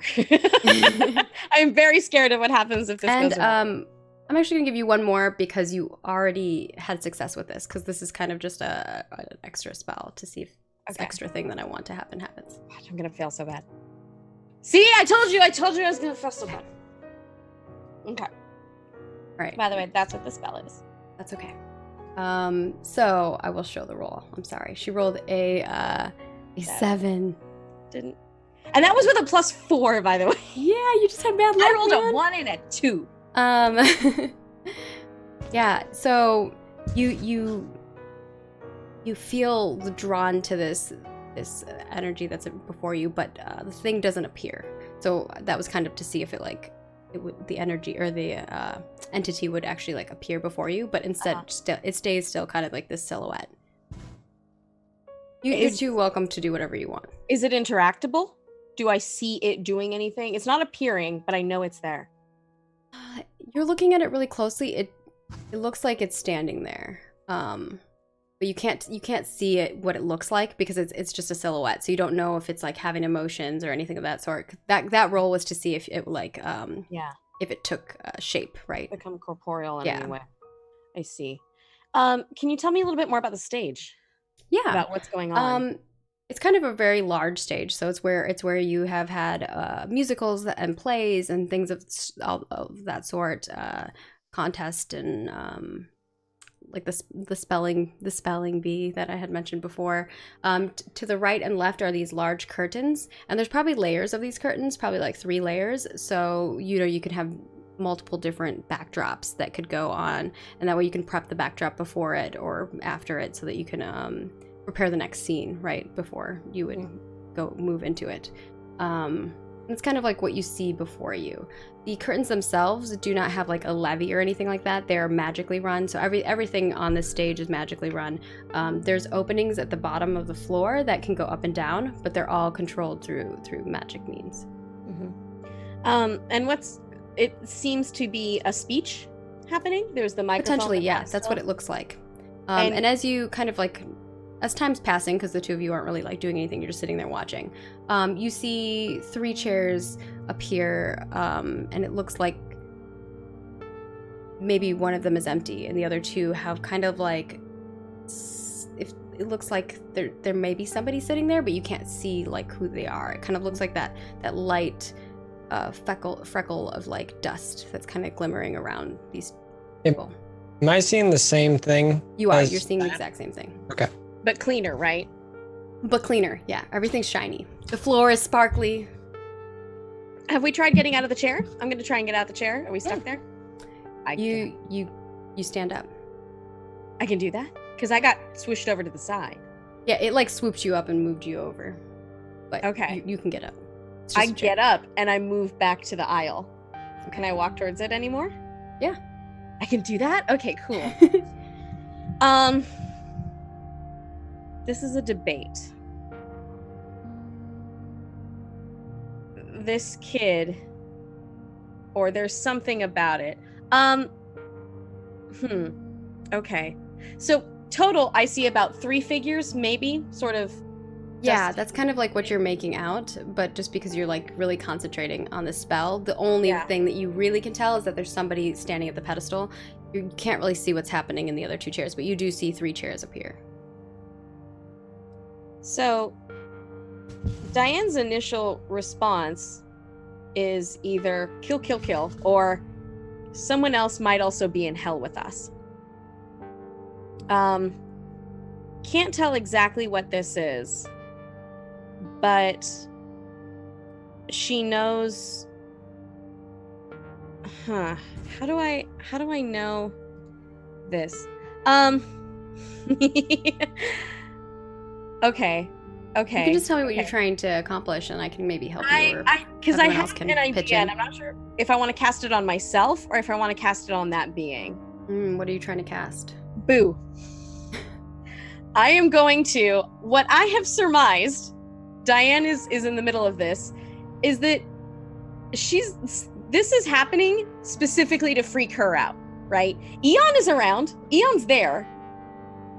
So she knows when she's being, like, her head's being messed with. Because she does this. This is a thing that Diane is good at, like, actively has done before. This is her thing. And she's like, okay. Now, she can either sort of cast that spell in a sort of reverse way to freak herself out of it, or she can cast it on the weird boy who's currently in the debate, which might be his own version of hell. So she might just be undoing everything that Ezra's doing. And Potentially. Oh god, this is such a decision. Okay, I'm gonna cast it on the boy first. But you don't know what Ezra's doing. Keep that in mind. No, I don't. I just think, like, outside of it, I'm just like, Ezra's like, let's I make don't know, but lemonade I and be know. friends. And I'm just like, what is the scariest shit you've ever seen? Because I'm gonna make it.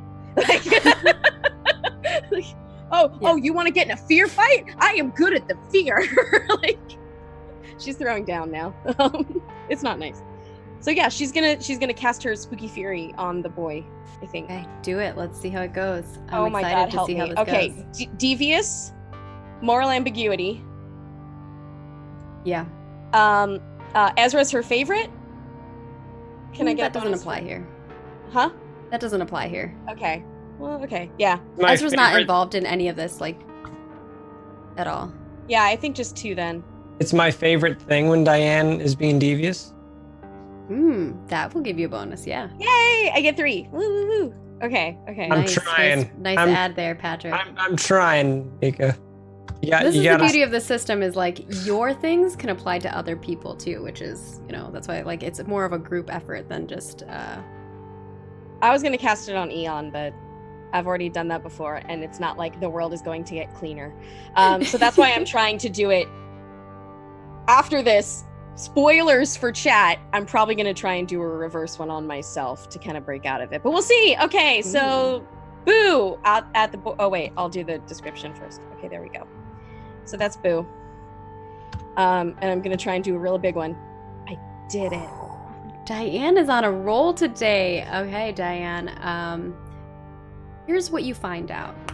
You have this like tie to this kid. You have your hand out. You feel the energy.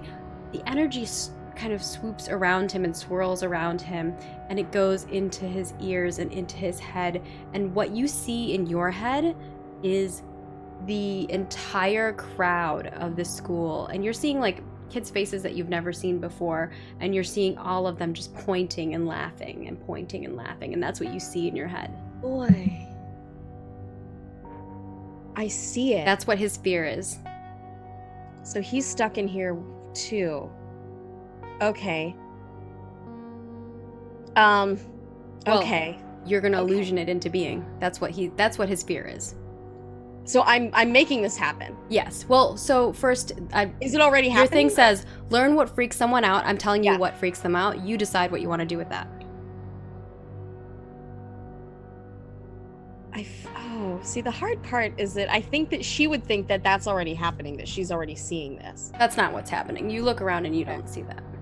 I make it happen. All right. All of a sudden, around you, She just these children's faces kind of appear everywhere. Sorry, my eyes are just all of a sudden like getting really watery. It's very strange. And all around, these kids start appearing in these chairs, and they all point, and they just start laughing and laughing and laughing and laughing. And the kid that's standing up there, you can't see what's happening with him, but Yeah. you just see him standing still.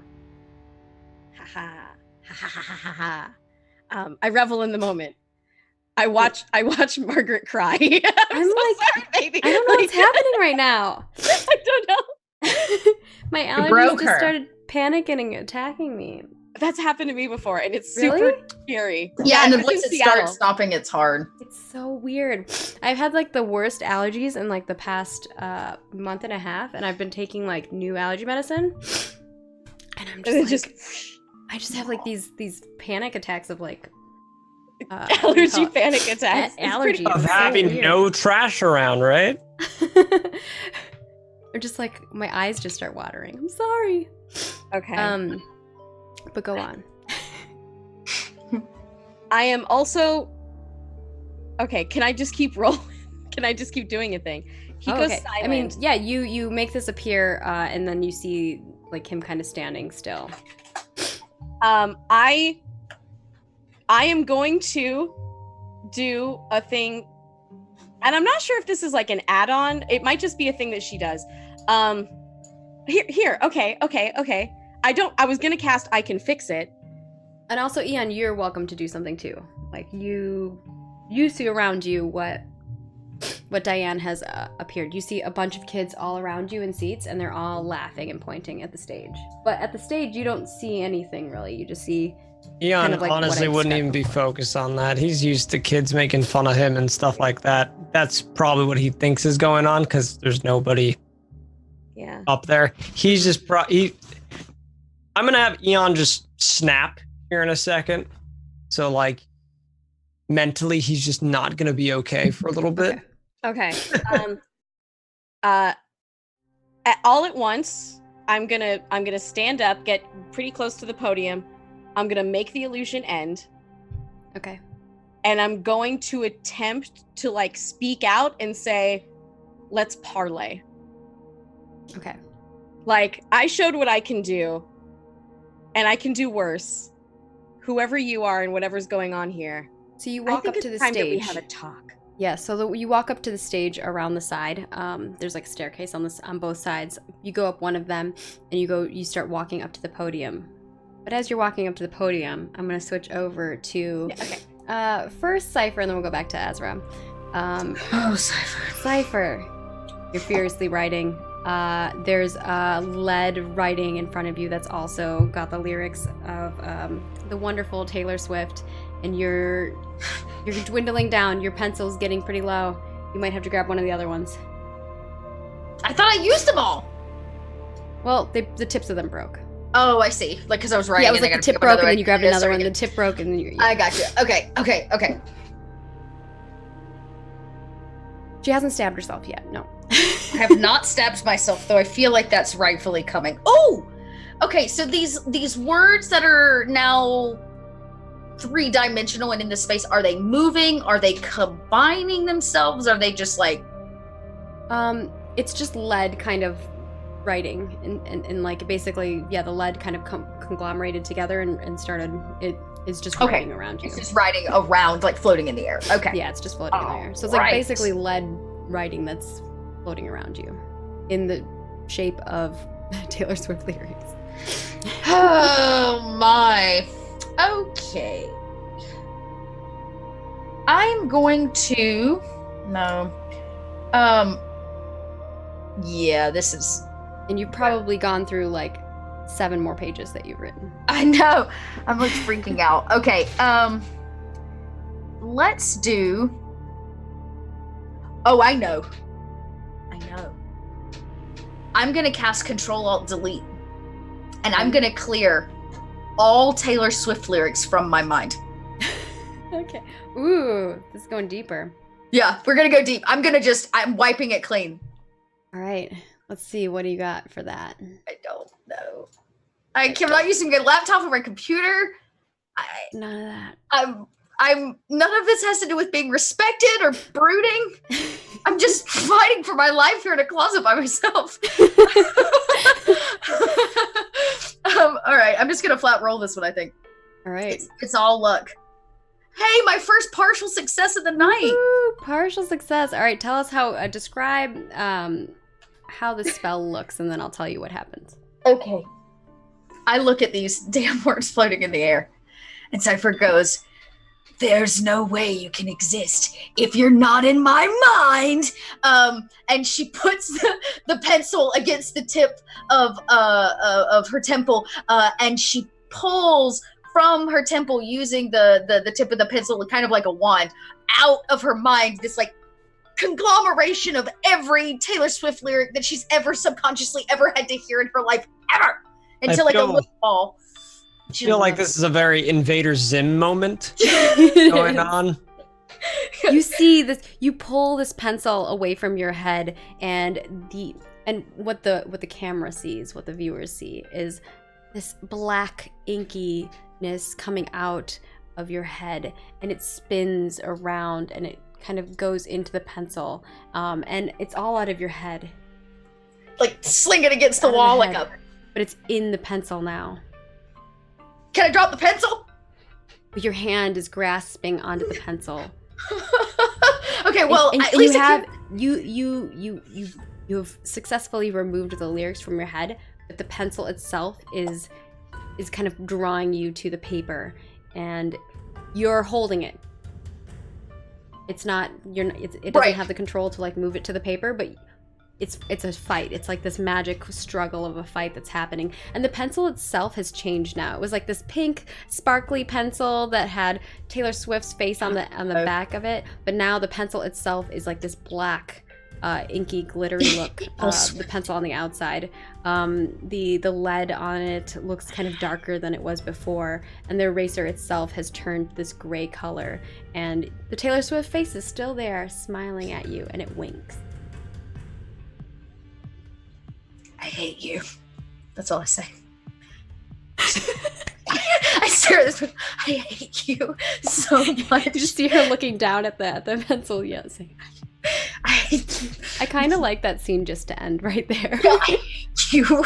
We're gonna move. It's one successful roll. I'm not rolling anymore tonight. That's it. We're gonna move over to Ezra, who is standing there with an empty glass of lemonade. There's lemons on Peony's hat. There's a lemon that's like hanging in Sage's bag, and Cipher is like holding one and touching it like she's dialing something on her phone. And you hear laughing. Yeah. And it's like, lemons are pretty funny. Yep. They're also kind of sour sometimes. There was this other time that Diane told me that she had made me lemonade. Actually, this was really delicious. Thank you. And she didn't put any sugar in it. So it was just lemon juice. It was really sour and super tart. And my face was like this. And I couldn't really open my eyes for a while. But I thought it was funny afterwards. You just hear like giggling. And then all of a sudden your glass is full of lemonade. She like drinks it. It tastes real bad. Nah. There's no sugar. Oh, did you just do the same thing to me? Oh, I shouldn't have told you about that. It laughs really, like you just hear a cackle that happens. And as it's laughing, it's like, and it starts like hyperventilating, and you just hear this breathing, and it's like, wait, are you okay? You sound like you're working out. Did you just play Whizbee? Can we play Whizbee? You said we were friends. You said we could all be friends. Well, I said we could be friends. What's going on? Your friends are playing tricks on me. Well, what are you doing to them? I don't like tricks. I'm the only one that's allowed to do them. Well, that's not fair.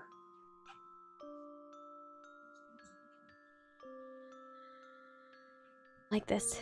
You can't be mean to people and then be mad when they're mean to you. That's not how the world works. You don't understand. They were mean to me first. Well, what did we do? What did they do? I've been trying to ask you. And you just hear it saying like, trick or treat, smell my feet. And then it like the voice slowly starts to go further away, and it sounds like it's going into the school. The doors open and it starts. Hey, I'm talking to you. And like Ezra starts running after the voice. Yeah, like, you start chasing the voice. Gonna. The other three are still talking there, and then you follow it. It's just singing this over and over again. It goes, oh, D-bags, bitch, and it goes in and it pushes the door open into the auditorium. You see now, Ezra, you're looking in there. You see people sitting in these chairs, and they're all pointing and they're laughing. There's someone standing at the pedestal, and what you see is a young boy. He has pale skin. He's got like short brown hair. He has actually wearing glasses this time, and he is like holding a piece of paper and he's shaking. There's 3 seats that are kind of like floating next to him. One is empty, and the two others have like other students in them. There's other students that I described: the short curly-haired girl with the glasses, and the straight-haired girl that looks like really like prim and proper. And then you just see all of these kids pointing, and the 2 kids that are sitting next to him as well are pointing at the stage, and they're all laughing, and you just hear this cackling of laughter. You see Eon sitting there like slouched into a chair, like he looks like he's probably having a mental breakdown. And then you see the back of Diane. You see Diane standing on the stage in front of this boy, and she's kind of like pointing at him and holding her hand out. Everyone's being so mean. And she just wants everybody to be helpful to each other. And so I think Ezra just like looks around the room, and she summons the first thing that she thinks of is like a coach. And so she's gonna cast a spell, which is that like the coach is talking. I'm not really sure what timeout. That's what she's gonna. Oh, timeout! I like it. Cast timeout. And she's gonna amplify her voice and just make everybody stop and listen to her. Because last time we stopped time, this wasn't stopping time. She's just trying to like I know. make them all like turn and listen to her, because like coach is talking now. So she's gonna cast. I think this is a different version of timeout. So we'll add a new spell. It's level 0. I'm out. Okay. So in this system, witches can create spells. So at any moment you can create a spell, and that's kind of the beauty of it. It starts at level 0, but the more you succeed at it, so that if you get 3 successes, you rank up. You can keep ranking up with the spell. And then also, if you have 5 failures, then you can also rank up. And this wipes the slate clean, and then you start back over. And as you're casting your spells, you can add any kind of attributes that you have. So you have adjectives that describe your character, and then you also have like these bonds that you have with your character that you can kind of add to your spells. So so this I'm writing this as it makes everyone in the area just stop what they're doing and listen to you. They're just like paste that into chat. You can roll. Give you your attention. So this is timeout. So I think I would say helpful and playing sports both apply to this situation. She's trying to help the situation. She believes that friendship is the solution to this problem. I think helpful and playing sports works. Yeah. I think those make the most sense. Cool. So I will roll with a +2. First spell of the night. Come on, Ezra. Partial success. 11. I have a question about that. Yeah. Go ahead. Ask a question. I don't see this happening, do I? No, you see no one. Other than the people that you illusioned into being. You don't even see Eon. Yeah. You felt his essence, though. By the time I decided to speak out and yell, I had already, kind of ceased the thing. I said, they all go away, and then we parlay. So this is happening when this is still happening. If Diane... That will happen after her spell. Yeah. So this is happening before. recognized that this was happening and she didn't recognize that Ezra was doing it, she would contest it with something else. Okay. Good to know. But she doesn't know what's happening, so it's fine. Yeah. She's in the moment. Okay. All right, Ezra. What does it look like when you're casting this? And then I'll tell you what happens from it. She just summons a megaphone. Like this like illusionary like coach megaphone appears in front of her and she's like, stop what you're doing. I'm calling a timeout. We need to huddle up and regroup. Oh my gosh, I love it. And for a moment, the room silences. Like a coach whistle first. Like, oh, you do like the whistle. Yeah, around your neck appears a little whistle. You whistle. Yeah. And then you pull out this megaphone. It's like My Little Pony. Who knows where it came from? You yell. And due to being a partial success, I think everyone stops what they're doing. And they're gonna Diane, care what she has to say. You do feel that you do see this, Eon, you do see this, that everyone stops pointing. They all look in the direction that Ezra is in. And even the kids on the stage all kind of look towards you, Ezra. You see that all happening. And you have a moment. What do you say? I think Ezra has a bubble of panic because she's never actually had the attention of this many people before. Stop laughing at them. You're being mean. And wherever you are, talk to us first and maybe we can apologize and make things better. And I don't think revenge is the answer to this problem. I think you're trying to like persuade them, and I feel like this is a kind of a moment. So I'm going to make you roll me a 2d8, I believe. So roll a normal 2d8, and you can add any bonuses to that, and that's at the top of your sheet. Yeah. So the she's definitely trying to get them. Is this the first time we've rolled a normal one? Maybe we've done one or two before. Well, there is a normal roll 2d8 at the top of your sheet if you've never seen that before. I think maybe helpful is probably the only thing that would apply here because she doesn't see her friends. Let's see. Helpful, enthusiastic perhaps could work. Maybe.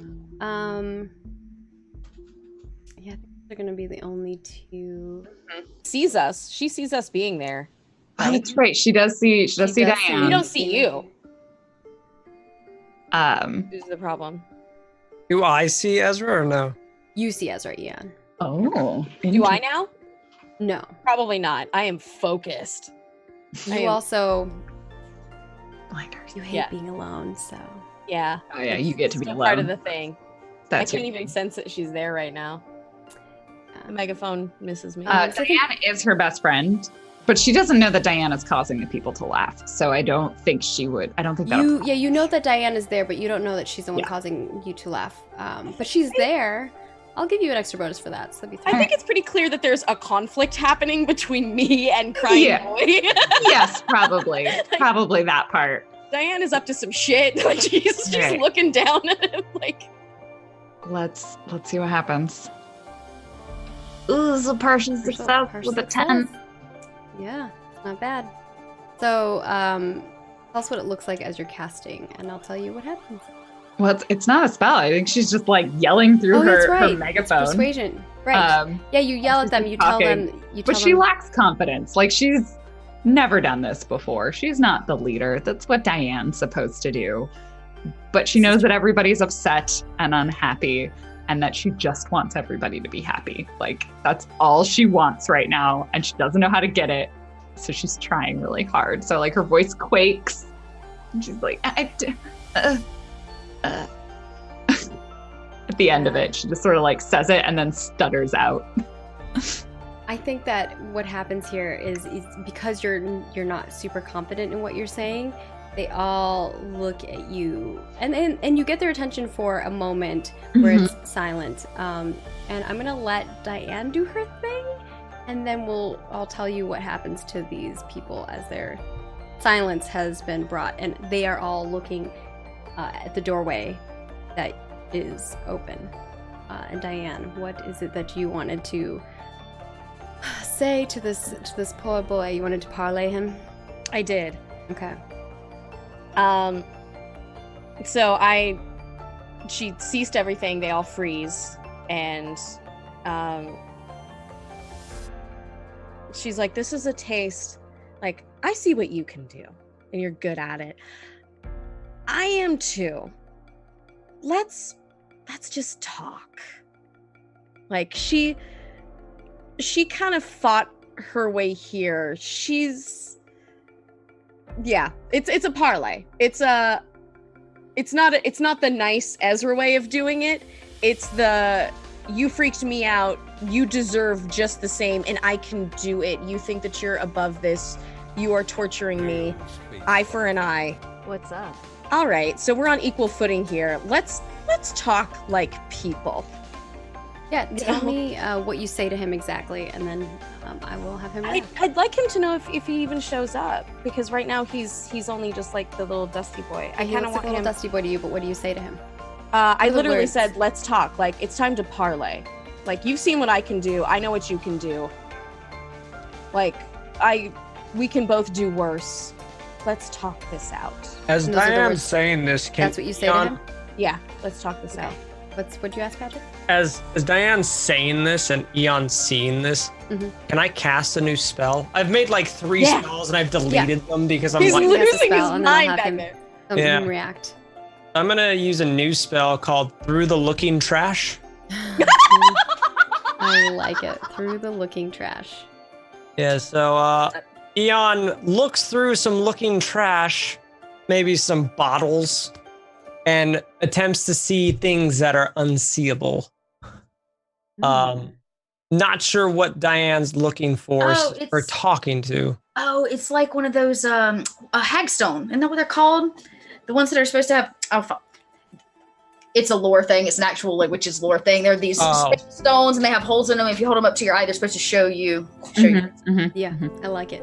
I'm into it. Except for it's trash instead. Yeah, So it's very trashy. It's just like one of the plastic rings from a milk bottle. I love that. Looking The rings- through like 2 giant milk cartons, just cut out and stuff. Cardboard tubes from There toilet you go. paper. Toilet paper rolls. Just Oh, toilet paper rolls? Yeah, they're binoculars. Maybe all of the above. Just everything's on there, held together with like the 6-pack plastic. Garbage Like and stuff, mold, everything. food. Yeah. Ew. So probably as bad as, because it's literal trash, it'd probably be very repulsive to just hold up to your face, and it's trash. I don't think repulsive would make sense, but trash makes sense. Okay. Well, I mean, repulsive because no other person would put this up to their face. That's the only But the situation that you're doing is you're not trying to repulse somebody. I guess you're that's trying true, to yeah, look yeah. at something, right? Like you're actually trying to see something. Yeah. Okay. Yeah, I guess I'm just doing the one, I guess. Oh. Do you have any friendships with Ezra doesn't like it when I'm quiet. Diane? I like it when she's devious, which she's not being devious now. She's No. genuinely trying to learn information. Just trying to talk to him, yeah. Right. So she was being devious, but not anymore. She's genuinely trying to get an answer out of this guy, which I don't know who the heck she's talking to. Yeah. So I think I just get the +1. Do it up. Please, I haven't had any good rolls. Yes. Partial success. All right. You hold up these binoculars or whatever you've created out of all this gross stuff. It doesn't smell the greatest, but for you, it smells delicious. Great. And you hold it up and you look through the holes in this device that you created. And before you, tell me where you're looking, and I'll tell you what you see. I'm honest. Well, I imagine Diane is kind of like gesturing towards, I think, the stage, right? Is that where he She's was? on the or- stage. She's standing before him, and you can hear what she's saying. Right. And I'm just kind of like curious because I haven't seen any of the kids on stage, right? No. So yeah, I imagine I would just be looking to see, besides the hundreds of kids all around us, if there's anything else, who the heck she's talking to. Yeah, you look to where she looks like she's talking, and you see a young boy standing in front of this pedestal. He's pale. He has like dark robes on. He has a dark hat on. He has kind of like dark brownish hair that's short, and he's got some glasses on, and he's holding a piece of paper. Would I recognize him? You recognize him from the poster in the hallway that you saw a long time ago when Peony was like, look at the thing in the hallway. Remember a long time ago? Technically, would I still have that poster? No. Okay. But you remember what it looks like. Okay. You see the boy in front of you that looks like the poster. He's just being curious right now. I guess he would probably alarm or say something. Be like, there's a kid there or something like that, like freaked out. Yeah. You, That's all. I just wanted to know who she was talking to as my move character. It down and it's not there anymore. Yeah. Okay. Back Then to Dan. this is what happens. All of the kids kind of stop for a moment. They're all looking at Ezra, and Ezra says that, and then they all point at Diane. And they all start laughing and pointing at Diane. And in front of you, Diane, the kid that was holding the paper, his head turns towards you, but his body doesn't. It's a little creepy. And his head turns almost all the way around towards you, like an owl. And he grins. But you don't see this, but Eon probably can because he's looking through, and so can Ezra. And he says, you hear this voice in your head that's laughing. You think you can beat me? Let's go. And the two of you, well, from what you can see, the room is empty for you and him. And the two of you are standing there in front of each other. Okay. For everyone else, they just see you all standing there. Yeah. So Eon just starts to point, look at all the kids, just start pointing and laughing at Diane as well, just ah! But to us, the kids are gone. To me and him. To you and him, yeah, they're all gone. Okay. Oh no. I'll let you go first, he says. And now you see him in front of you. Oh, I do. Okay, Yeah. so we're finally here talking. This is Yeah. good. This is good. This means I can do things. Is he visible to the rest of us, or only You all Diane? see the two of them standing on the stage looking at each other. So I no longer need my glasses. Awesome. God, what did he say specifically? He said the last thing he said is, "I'll let you go first." Okay.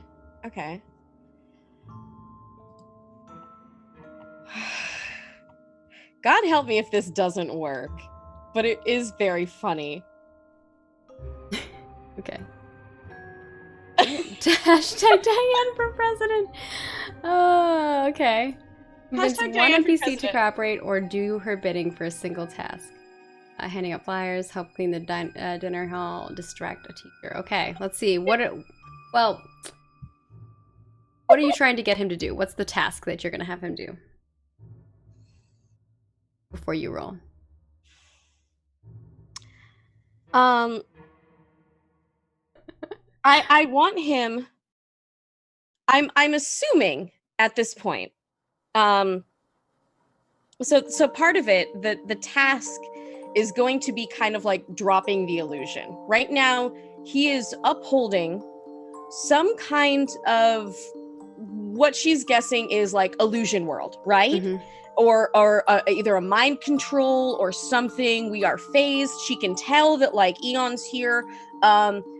Whatever that kind of magic is, she wants him to just drop it.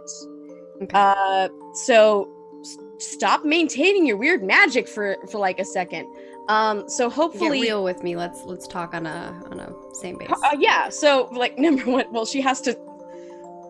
God, this is okay. No, I have faith in myself. Okay. So yeah, just whatever it is, she doesn't. Yeah.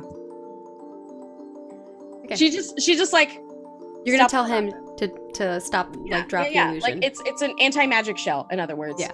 It's a counter spell. How? Yeah. You stop casting whatever it is you're casting. All of a sudden, we are now people. Like that kind of thing. Yeah. Okay. Let's. God, this is very stressful, and I'm hot, and I'm sweaty. This is a lot. Okay. I'm Devious. sweaty. Nika's sweating IRL now. Yes, I'm dying. Okay, devious would work. Ooh. I think charming affects this more. Okay, Like you're trying to like entice them to, because you're like it's hashtag Diane for president, right? Yeah. Charming, adaptive, Yeah. approachable, I'll give you approachable, yeah. and being alone because I want my friends to be there. I'll allow it. Okay. Oh my god. This is only because it's the finale and you really want some resolution. And I'm also like happy about this. Okay. So it's a hashtag Diane for president +4. Oh my god. What if I fail at this? This is a lot. Well, you'll see what happens when you fail. Oh, it's so good. Am I gonna have to start a new rumor? Yeah, right. Cipher. It worked last time, Cipher. Yeah, is how we got started. Oh my goodness. All right. Means I rolled double 1. Yeah. You rolled double ones. It's pretty That bad. was my first roll of the night. Was double ones. Welcome Yeah. to the Cipher. When we fail, y'all. Yeah, Like hard. we don't It's just fun like for, almost it's fun for get me it. when you fail. We roll like 1s and 2s. This isn't fun for me. You know, if Diane, it's out of have it. hand, I Diane, can just you tell him, you're to like drop the illusions, man. Let's be real. And he kind of stands before you and is like,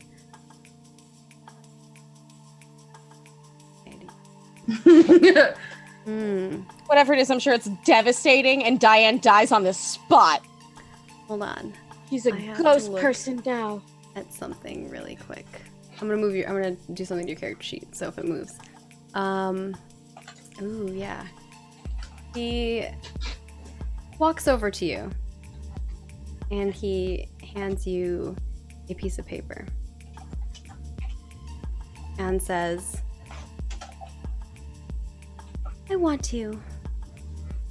But after that display, and he turns out to look at the crowd and looks back at you, and says, I don't think we can be friends.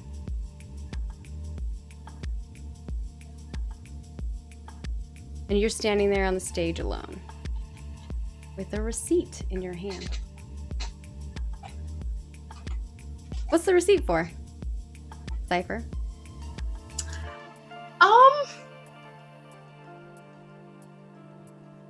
Can it literally be anything? It can be anything. It is a receipt for poster board glitter and markers. Nice. That's not as terrible as I thought it would be. I mean, depends on if you hate glitter as much as Cipher does. Yeah. Well, she does hate receipts. She's holding on to Literally, in her hates is like receipts is part of it.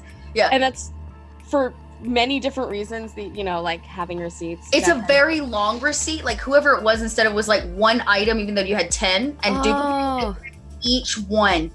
And so it's like it's like this looks very like a legendary scroll, kind of like evolution. It bounces down. and it keeps the hall. going. And it keeps And the weird going. thing, And you have this urge where you keep moving. You want to read it. You keep moving it up. And your thumb has ink on it now because you're moving it up. We're going to pan over to Cipher. You're all seeing Diane standing there, the boy standing in front of her. You see her holding something in her hand, and it looks like she's moving it. But Can you I make can't it see worse? what it is in her hand. as the receipt goes on, it starts to not actually say items. It starts to say things that she cares about. And like actual numbers involved in that, and how like expensive that is to her. except they're all on sale.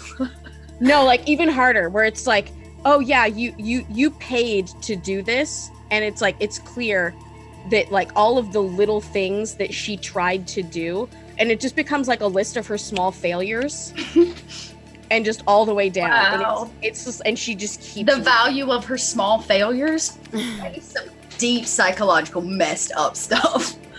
And we're going to pan over to Cipher. Now you know. Cypher's also going through some deep magical stuff. She's holding this pencil. The eraser just winked at her. It's the face of Taylor Swift. Inside the pencil is this black glittery magic that's holding all the lyrics to Taylor Swift that Cipher has ever heard in her life. And and she's fighting against the pencil, which is like, she has this urge to hold on to it, but she also wants to not put it towards the paper, so she's having like this struggle with it. Cipher, what would you like to do? Okay, I'm gonna talk to this pencil. This is where Cipher's at. Talk to inanimate object. It's perfectly plausible. Is there a door? Can I see a door out of this place? You do. Oh, okay, great. You remember that room that you were in? That Yeah, you and I just wanted to make Diane sure, were like, sitting down? in this subconscious terror, they hadn't removed the door from the room. The door still exists. Okay, great. Cipher looks at the pencil swift, Taylor pencil. I look at Taylor pencil. It's shaking and like quivering.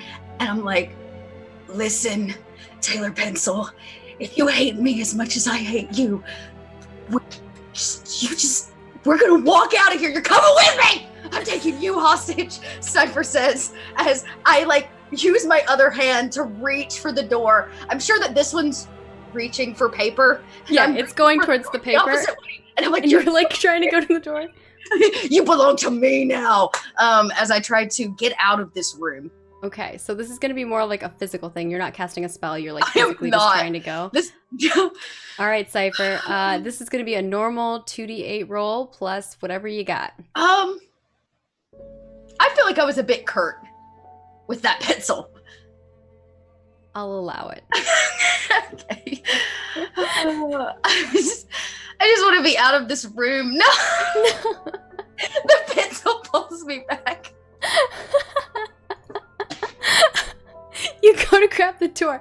You go to grab the door, and the door swings open, and you go flying towards the paper with the pencil, and your hand goes back down, and you start writing again on the piece of paper before you. I shout, hopefully before the door clicks closed again. Door's open. Now you can great. see. I'm You can yelling, see. Pencil escape- Swift is holding me hostage. Yeah, you start yelling. Everyone else, roll me a 2d8 plus anything that you think would help you hear Cipher as she's yelling. I think I'm oblivious. Yeah, you're not. Who's my best friend? Somebody cares for me. So, I do admire Cipher because I think she's competent, and I feel like I'm insightful but oblivious. So maybe those net out to 1. Let's see. I think that your obliviousness and your your friendship with her would probably go away, but you are insightful, right? So that would give you a +1. Cool. All right, rolling +1. Let's. What else is? And you're helpful, so that would probably be 2. I Okay. think that's kind of it. I like it. I take it. Am I? No. Do I? Nope. Oh no, Ezra, no. Diane, Sorry. you can roll. You're gonna have a -1 because of the current illusion that you're stuck in. Yeah. Oh man, nobody's gonna hear me shouting in the closet. I would like to point out, Mhm. Cipher, to me, can change anyone's mind. I need this for 2 reasons. Person in front of me, who is now disappeared, is a monster, and I've always had Cipher's back. I have emotionally, I have 2 types of support, and that is like Ezra is my emotional support, and Cipher is like, I would be nothing without that girl. What's your thing? You admire her. Okay, I'll give you +1 for her. I need her right now. So I'm gonna try and I would Let's like see to what else you got, Diane. So you get 1 for that. for pure desperation that she exists. Let's see. I think adaptive would work for you. Okay. So that's a +1 right now. And I think also you hate being alone, so hearing a familiar voice would probably be helpful for you. So you can have +3 to that. No, it's screaming. Okay. Yeah. Okay. 14. Hold on. We're gonna also check with Eon. So that is a success. You do hear her. Eon, let's see what you're gonna roll. So Eon, what do you got? You have. Ooh. I don't think you have anything. I think it's gonna be a flat 2d8 for you. So at the top of your main sheet, you have a 2d8, unless you have something else that will benefit you. Jan is Ezra's roommate, so like he's probably heard her scream out in her nightmares. Cipher's your best friend, Yeah. so you can have a +1 to that. Yeah. Are you intentionally silent, Patrick? Because we don't hear I you. had myself muted like an idiot. Okay. It's okay. I just push the button. And will it Yeah, give so me you push the button and then there'll be a pop-up and you can add the the +1. I was like, sorry, I'm like, she's my roommate. I'm like, Oh, we couldn't hear you. yeah, no, I'm just an idiot. I had to say, I'm like, she's my best friend. But yeah, I don't think I have anything else that would like Yeah, she's your best friend for sure. Gives you a +1. help. So yeah. Cool, man. Even your best friend doesn't hear you, but I'm having a someone does. breakdown, all right? It's my nightmare. Yeah, you are having a breakdown. That's true. But Nika, even with the -1, Diane is standing there. She's looking through the receipts. She keeps seeing it, and like, you're probably having a moment where it's like overwhelming to you, and then you see Cipher's name on there, and you hear her scream, and then there's like this moment of reality kicking in, and the paper disappears, and you hear her scream again. You can tell the direction that I it run came there. I think I go there. from. So you run down the stage. Yeah. I run towards where I think the scream is. You all see Diane run down the stairs and run down one of the alleyway or the Ezra aisles. runs after her. No questions. Ezra's gonna book it after you. What is everyone else doing? Ian? I've written this spell like 4 times now.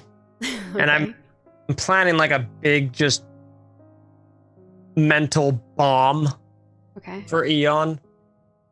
Is So there ever I not? think he's gonna stay. Okay. He stays. I kind of want him kind of like not dying, but like holding his head like in the middle of the aisle. Like they just ran past, and then like he just kind of like tries to get up, but collapses on the ground, just kind of like holding his face, kind of a thing. Okay. Ezra definitely, like, she saw both of them in there. Yes. And I think she starts, like, she sees Diane run past her and runs past, and I think she's like turns to assume Ezra or Ian's gonna follow. Mm-hmm.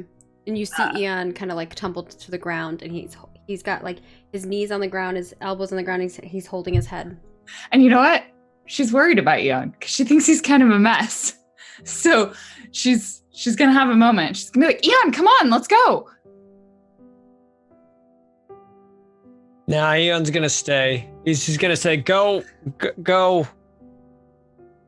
And just kind of like whimpering almost. With me. He's not gonna say anything. He's gonna just be focusing on something. She's gonna go and offer him her hand to like help him up. Yeah, He's she not offers gonna some- come. He's gonna be so reluctant to move. He can't keep moving when there's no trash. Like everywhere is so clean. Like it's paralyzed him to this point. Too bad he doesn't know this room's filled with. Yeah, she's like, she comes over. She's like, "What's wrong with you?" It's not clean. I'm getting weak. So clean. He like starts pulling out trash from his coat and holding it up and showing it to her, and it's like disappearing in front of his face. I think for her, it's probably not disappearing. Yeah, but to him, he's just like, Yeah. gone, and he's just like losing life force. You know, none of this is real, right? It's all in your head. No, it's gone. I even Nova trashed. He would like hold Ezra really close. Nova trashed. It's gone. Like She- the last of it. She's holding her. She like pulls him really close. Like she channels her inner coach again. She's like, you know what? Buck up. We still got with the bottom of the 9th, and we've got the 3rd quarter left to go. You're part of this team, and we have to get through it. This illusion, it's the worst. But you know what? We're friends, right? Aren't we friends? And she's gonna cast It's Not That Bad. Do it. I love it. She makes a few other sports metaphors because Lauren doesn't know sports. Gotta get on that broomstick and just howl like the wind. Can I get a +1 because I am worried about Eon? Yes, you can for sure get Okay. that. You get a +1 for being helpful. I think And sporty. sporty for sure, and sports. also playing sports. I think both of those apply in this situation. You're trying to like amp him up. And maybe insightful because she sees that something's wrong with him. See that he's I got having plus like 5 to this roll. and you know that there was you went through something similar to this. It was not a pleasant experience. Like, if you want trash, there can be trash. You just need to overpower them, and I will make a 13. Woo! All right. The witch is successful and gets to describe it, so go for it. She's like holding on to them, and I think her words come out of her mouth with like an extra fervor, and I feel like it shatters the illusion maybe around them so that Eon, like, he can see the trash still in his hands and like the trash that he has conjured sort of piled around him. And the effect of the spell is that he feels like things are not quite as bad as they seem. Eon's gonna be like, you're right. He's gonna open up his spell book and he's gonna cast Where the Trash Goes. The spellbook is a Goes. pizza box for anyone who's new. Like, Ezra's still holding him by like what she imagines is the jersey. Like, you can do this. I'm gonna cast a spell called Where the Trash Goes. I've written this like so many times, and maybe Mag won't let me do it, but because I've been trying not to make it stupid. I'm going to attempt to teleport all of us into the school dumpsters. Oh my gosh. Into the courtyard specifically. I think you can probably put you and Ezra into there because the two of you are there. Like, So maybe probably be able to not- touch the thing. Yeah, probably I not was gonna Diane. see something like me and something that I can touch was gonna be. That's what I've been kind of fighting over. Like the last. I can't be like zip out of air kind of a thing. Because I would think that normally for like a group thing like that, you'd have to create a witch's circle, which is part of the rules. Yeah, That makes sense. All right. So the only thing I think would be trash. Would I be? I don't know if I'd be able to definitely applies. Let's look at your stuff. I was gonna ask if I can get a +1 from Ezra's talk, but there's nothing on my sheet that would give me that. I mean, I can also roll to give you an inspiring speech, which would give you a +1. It's like you feel better about it, and then she can be like, "What do you want to do?" And then could do that. Give you an inspiring speech, which will give you a +1. Sure. She's like, you know what, Eon? I don't know what to do here anymore. I'm a little out of my depth. I tried solving things with talking, and then I think everybody's just being mean to each other. Maybe they want to be mean. And you know what? Maybe mean is important right now. And you know what? I don't know anyone else who is as mean as you and Diane and Cipher. So get out your inner trash and do something. Backhanded compliment from Ezra? I think this is Lauren coming through. True. Ezra's also at her breaking point, apparently. Yeah. She doesn't know what to do anymore. Breaking us. I would say Eon, helpful, enthusiastic, and insightful. Paste it in chat, and then let's look at. You're worried about Eon for sure. That insightful and helpful. So this is enthusiastic. You can do it. This is like the first spell I gave her. Yeah. Level 1 spell. I think you get a +6 to this, including the level 1, or just you have a level 1 too, so that's okay. That's already included. So all right, so let's do it. Don't natty 1. You'll be fine. Woo, 14. Success. It is inspiring. You are inspired, Eon. Eon, you have your trash for sure, and you hate cleanliness. I would give you a +1 for that too. Okay. And then +1 from Ezra as well. So you have a +3 to whatever your normal spell is. Okay. Which I think is a 0, right? Because It's 0, yeah, because I just made it up, yeah. All right, let's do this. Oh! 14! There you go! So this is where the successes are coming in. All those failures, now you guys are succeeding. As Ezra is holding on to Eon. Eon just opened up my pizza box, swarm, lands on a page, starts reciting the spell, and then we both just fall into pieces of trash, and then we kind of pick ourselves up, like we just kind of like rise out of the dumpster in the courtyard. And there's actual trash. There is. You look around in the courtyard, and Ian, after the speech, after she's kind of like knocked some sense into you, you look around and you can see everything back to normal again. And then two of you are standing there. We're gonna pan over to Diane, running down the hallway towards where she heard Cipher scream. You get to the doorway that's locked. Remember that door? Down into the computer room, the control room?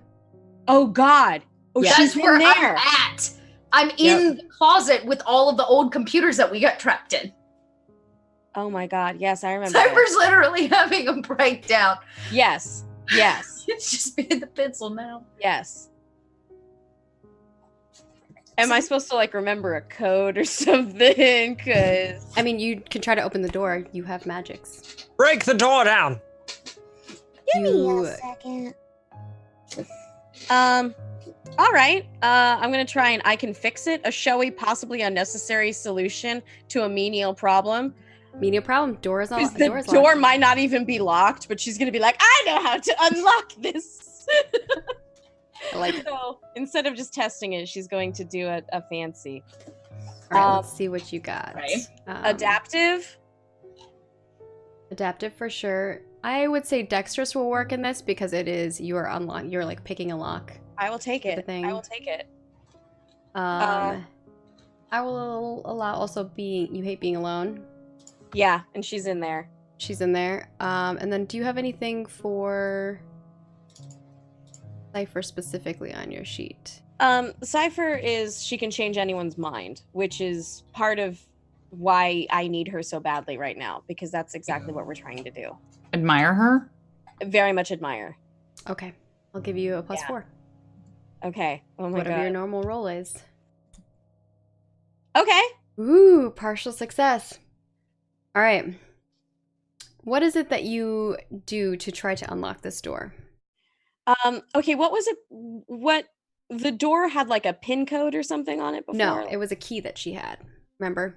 She had an actual key. She had an actual key. It was like a large key on a ring. On a ring. I did I steal it or did I recreate it? I can't remember, but I one of think the you two. recreated it. I'm not sure how you got it, but you definitely gave it back to the head witch. Yeah, just say you gave Through it back to the head devious is how witch. yeah. Yeah. Yeah. Since it's a showy, possibly unnecessary solution, God, what does she have on her right now? She is wearing like a pendant necklace. It's nothing special. It's just like sort of just there to be cute. She dramatically rips it off and then does a thing where she like changes the metal a little bit and then like puts it in there and wiggles it around, and like it's a full, she, especially when she's upset, it's either very dramatic or very not. Yeah, and maybe you don't actually even touch the key or like the key that Yeah. you've made. You're just kind of like motioning it, and it's like doing its own thing. Yeah. Because And the door, you hear the click sound, and you pull it open. But the thing that you put in there is now broken. Your pendant is now broken. And the door is only open for a slight moment. And you rush through, and the door slams, and you hear it click again. and she just goes, fuck.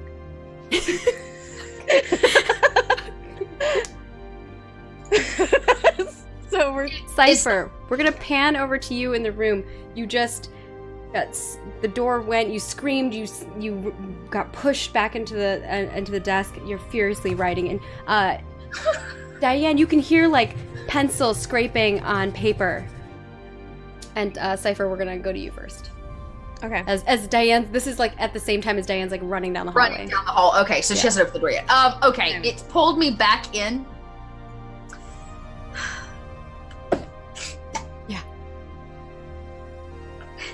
Cipher, as it's writing, says, "If I can't kill you in pencil form, then it must be." And I'm gonna change the pencil into actual Taylor Swift and try to do away Oh my with God. normal Taylor Swift. Yes. You're gonna kill Taylor Swift? It is the finale. What other grand finale can you have other than killing Taylor Swift? Well, I hope we don't have any Taylor Swift fans in chat. Sorry, chat. Okay. Well, at this point, This'll it's probably make a not going to be great Taylor Swift. thumbnail. It'll be like Vin Diesel at the rate I've been rolling. So we'll just see how this actually goes. Taylor Swift. I love it. Tired. You're I'm tired. gonna- I'm Mika, you go- should appreciate that, I feel like. I don't even know if I can make a pencil into Taylor Swift, but I'm gonna make one from another. Yeah. I'm making one from another. Here we go. Okay, Cipher, what you add into this roll? I don't think you have anything. I have nothing. I'm just at this point. It's desperation. I've got to the point. I'm so scared of the pencil that I will bring my literal greatest fear to life. Okay. Oh my god, you have nothing to this, and you still got. Oh my gosh. I got a partial. This is fantastic. She got a partial. Okay. Yeah. I All right. failed that earlier, didn't I? Yeah, I did. Yeah. I failed it earlier. Okay. You go to cast your make one from another. You're like shouting at this pencil, and for a moment, the eraser on the pencil turns into the head of Taylor Swift. Just the head. It's the most terrifying thing I've ever seen. It's like a pencil with like a bobblehead of Taylor Swift on it. And it smiles at you, and it's like, I hate you. I hate it. I hate you so much. and you hear that voice that you heard before, and it's like, I'll keep you. You'll stay here with me. They won't have you. At this rate, I'm gonna stab myself with this pencil. I start yelling, and then I won't You're be all here a to bunch be your of- friend. Diane, you hear her down the hallway saying, I'm gonna stab myself with this pencil. As you're running down the hallway, Cipher, you have like one more moment where you can do Oh, something. I do. Is it still Taylor Swift's head? You, Is it? you hear a door click and slam close down the hallway because your door is open, and you hear someone run. You hear like footprints on the ground, like running. Okay. And then Yeah. that's where Diane hears you yell that I'm gonna stab myself with this pencil.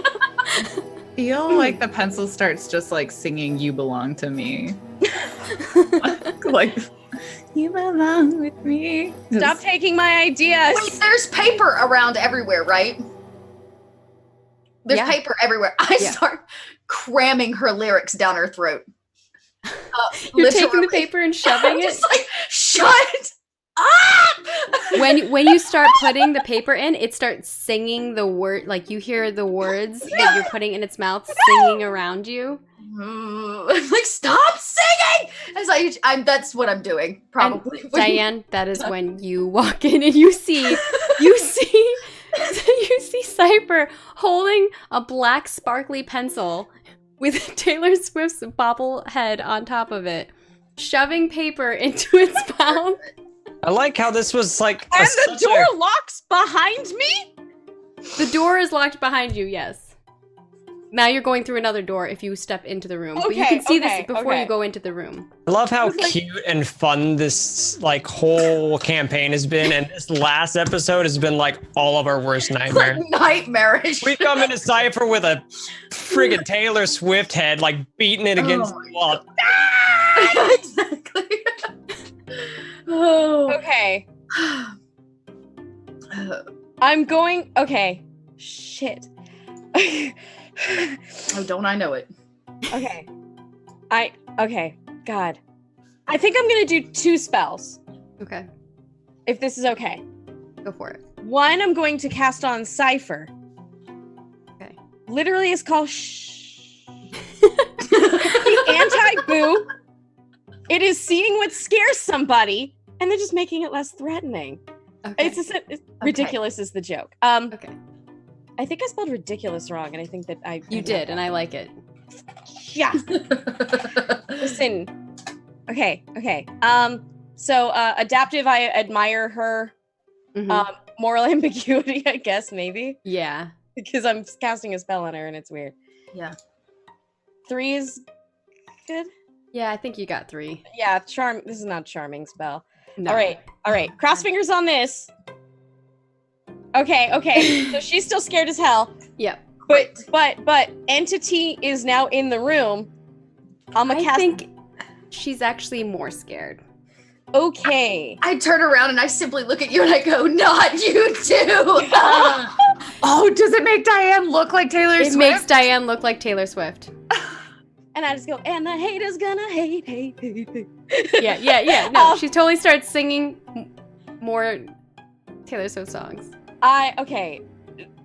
The entity is nearby, surely. So I'm gonna do a cast boo on them. Okay. Again, we're gonna go head to head on the boo train. Okay. We're doing a boo. Let's see what you got. All right. So devious. Yes, for sure. Adaptive. I'll allow it. Laughing. It's the first time I've used laughing, and if this works, This is the first time you use laughing, and your goal here is trying. Are you what like? I'm trying to freak her out so she stops freaking out Cipher. So it's like a whole thing. I thought you were trying to scare the entity. Yes. I don't and think the entity laughing is applies to currently scaring an terrifying entity. Cipher. It's gonna be so funny though, isn't it? Like, Wait, doesn't he fear being laughed at? Didn't we learn that? It's a ridiculous thing. I'm gonna start. You want Cipher to laugh at it? No, I want to laugh at entity being scared again. Oh, okay. I'll allow it. Okay. Because this is gonna be funny. Because all of a sudden, like, again, it's the mirror complex. We're going. Yeah. I am so. Well, you know sorry, what it fears. Cipher, I didn't save you. It Oh, would have poor been Cipher. ridiculous. Okay, so that's a 4, right? 3, That's a 3. Okay, right? 3. It was. Let's just double Devious, check. adaptive, It and was laughing. devious, adaptive, laughing. I would say possibly to save her, but I've already used that a couple times, so I think I'm just gonna go with the 3. Okay. It's on. You're doing it on the entity, not on Cipher. But Yeah. In order to, because we doing a thing. Okay. Oh my god. And there it is. That's what you needed. Go for it. Tell us how it happens. I need to know what. Is this the same entity? Is this the same? Yes. Boy. Yes. And I already know. His fear is being laughed at. That everyone's making fun of him. All the song lyrics are all about this kid. Like, the songs suddenly sound like giggling about like this stupid little boy, and all of the lyrics, if you read them, that have been written all along, right? You know, it's not a change. It's just that just now he's seeing. And, oh my God, they're all about me. They're all about the kind of person that I am and how little I am and how little I matter.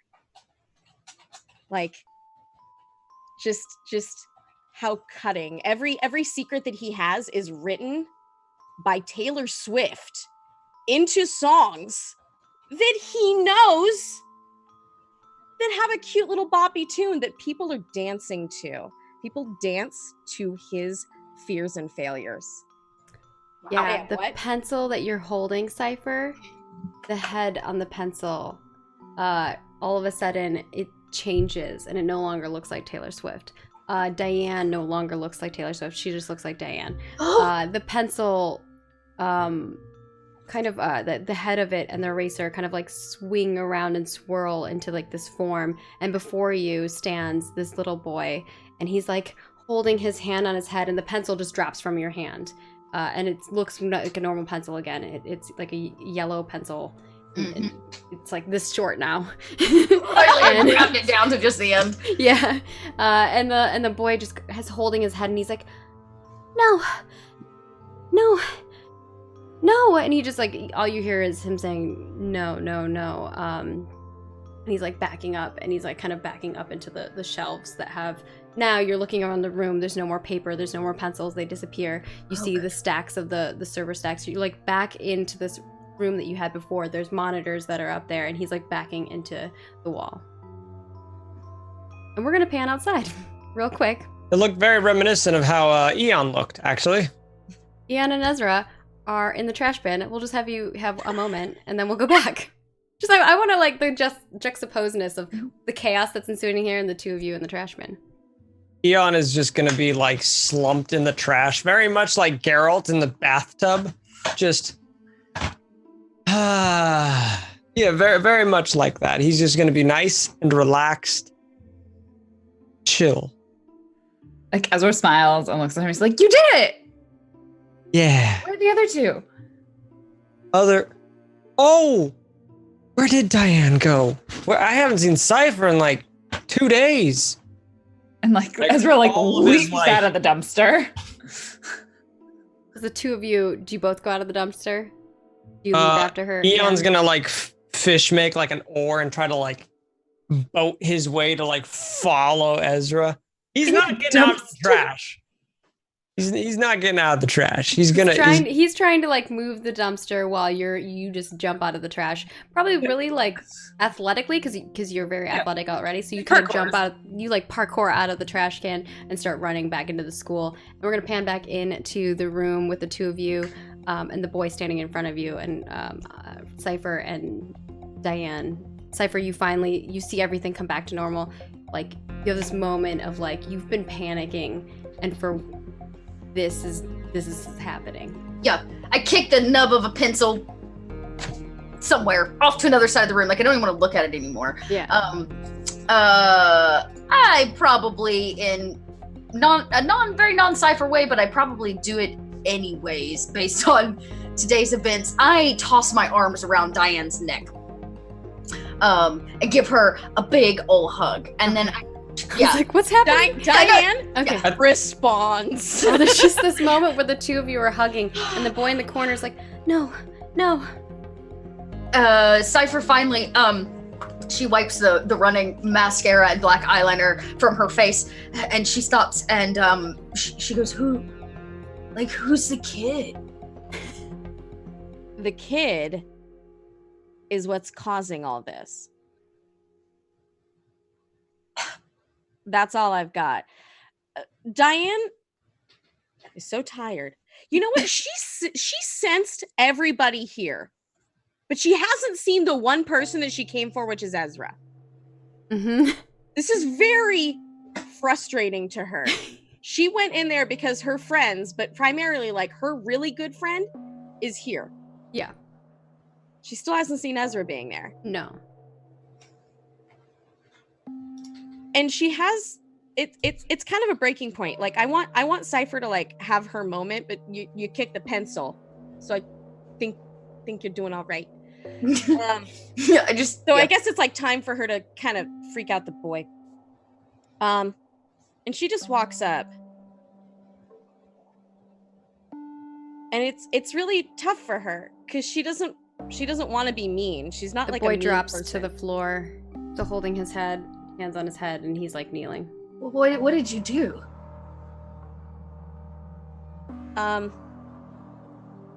She kneels beside him and she makes the illusion stop again. And then Cipher asks you, like, what did you do? Me? That's Yeah, what like Cipher said. about the boy, like referring to what happened to him or why he's like this. I'm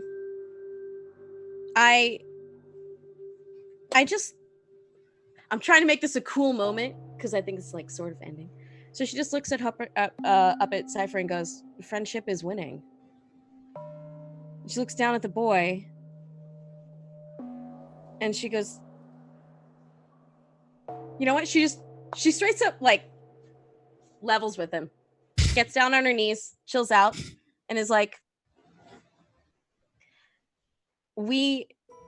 I don't know what you're going through, but you're taking it out on us. That's bullshit. We as a collective, as friends, can beat you. And this will keep happening. But it's not a whoa. Cipher And you pulls up and stopped the says, illusion on him, right?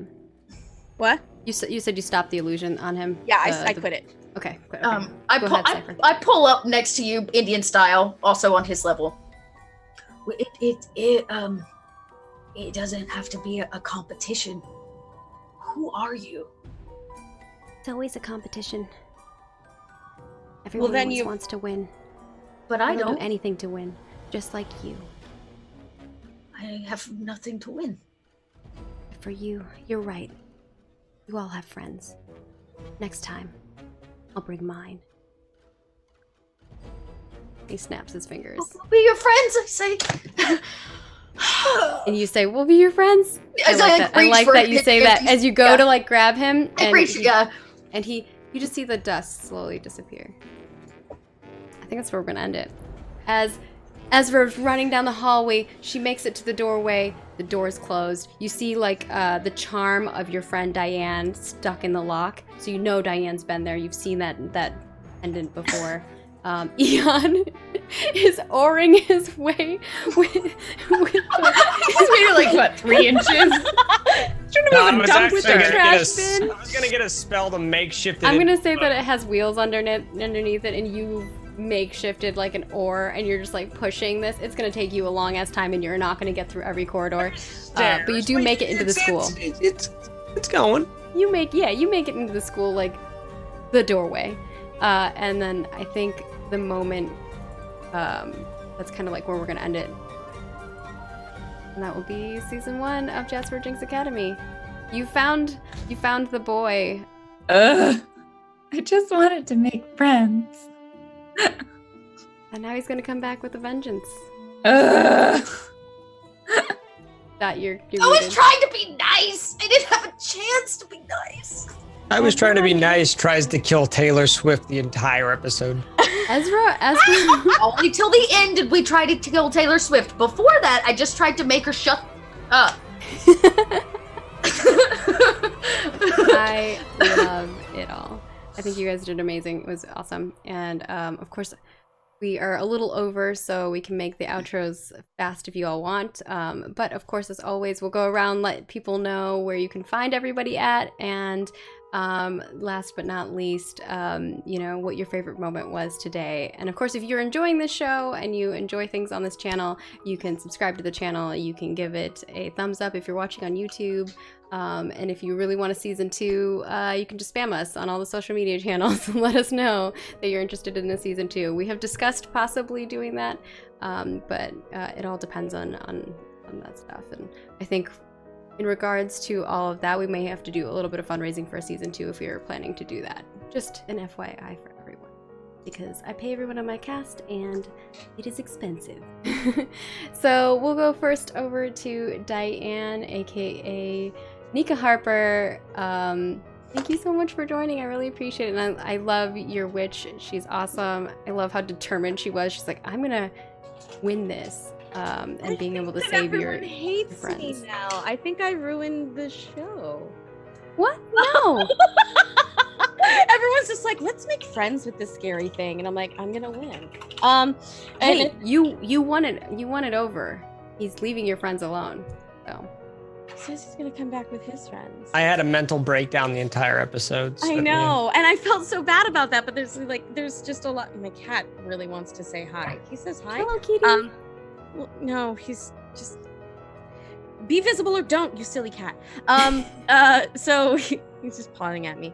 My name is Nika Harper. I do some things. I'm gonna be at TwitchCon, but I'm going to be there overnight. So if you're gonna watch Games Done Quick Express, which is happening throughout the entirety of that weekend of TwitchCon weekend, it is a speedrun marathon that they're taking place at Twitch. I'm gonna be hosting throughout some of the night shows. So if you tune in at like 3 in the morning, you might see me. Well, 6 in the morning probably, somewhere in between that range. By all means, check it out. We're a really fun group of people who really like video games and breaking them down into like 15 minutes.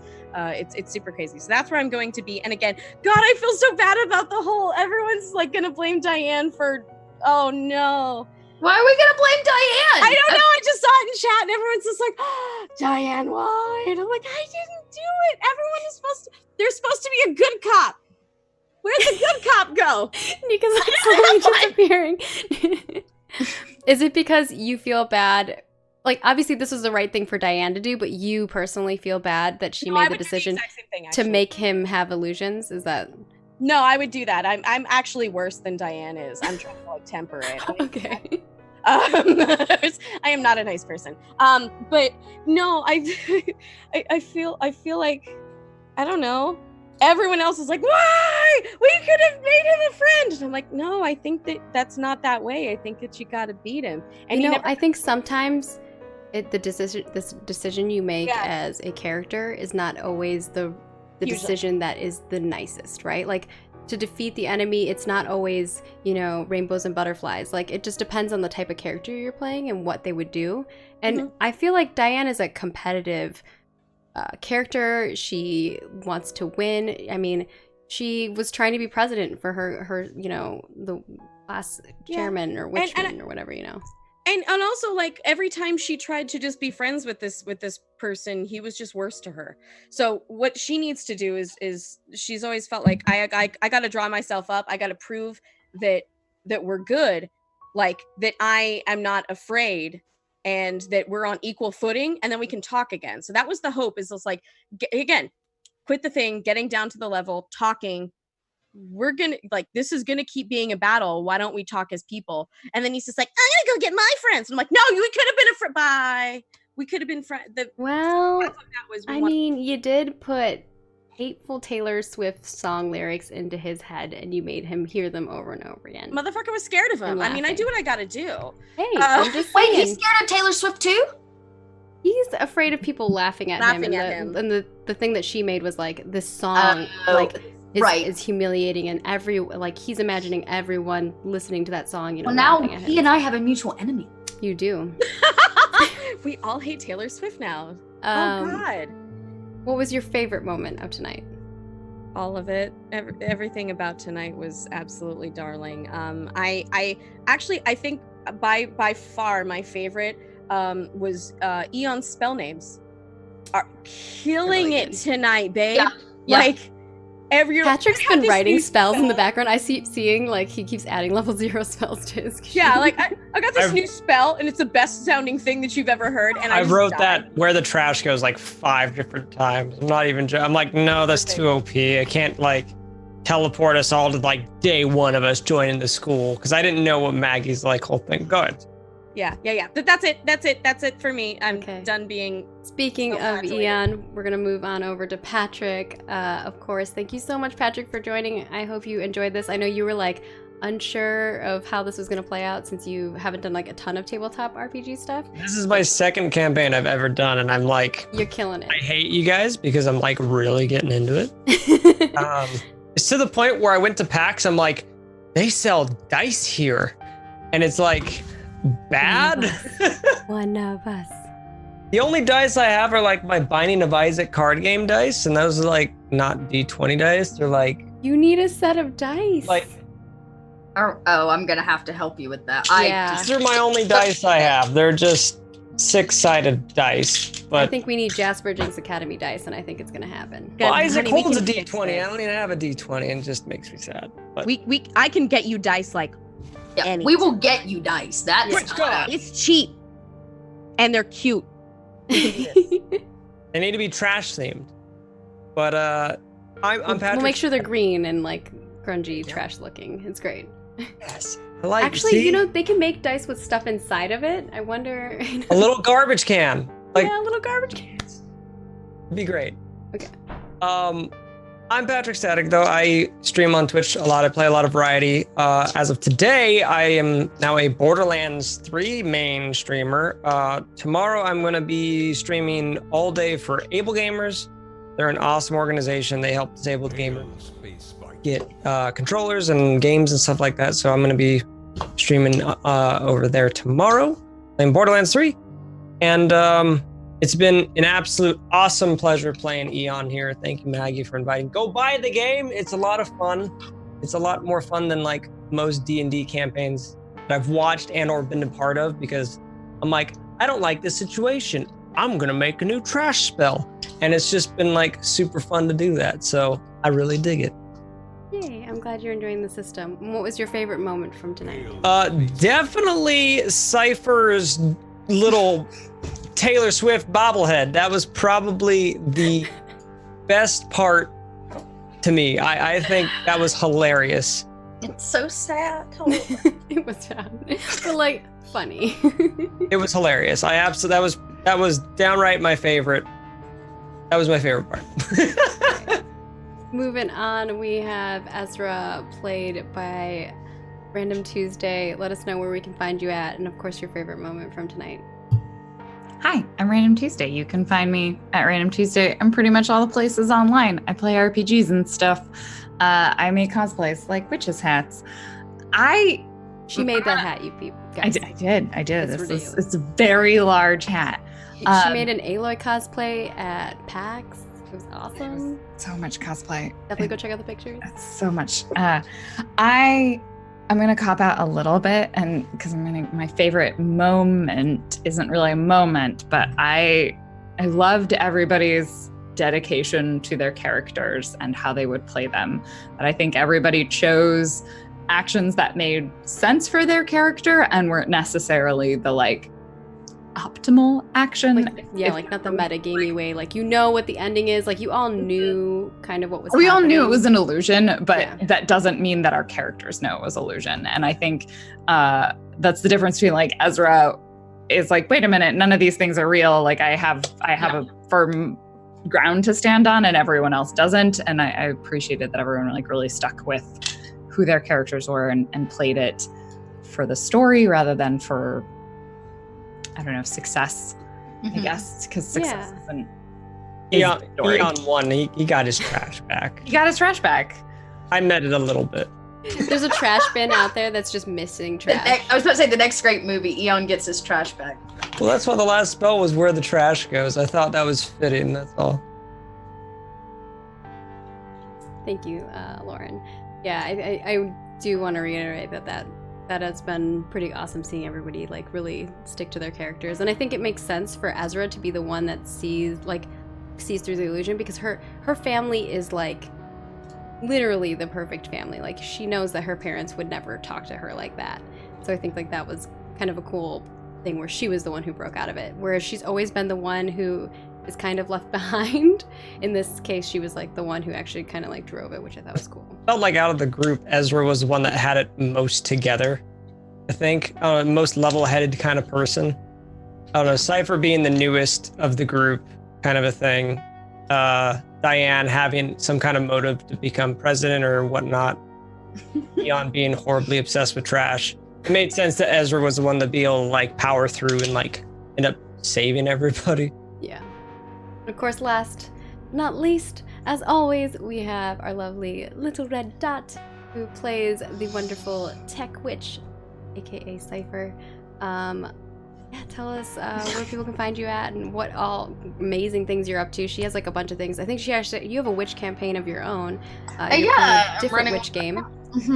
Just kicked up season 2.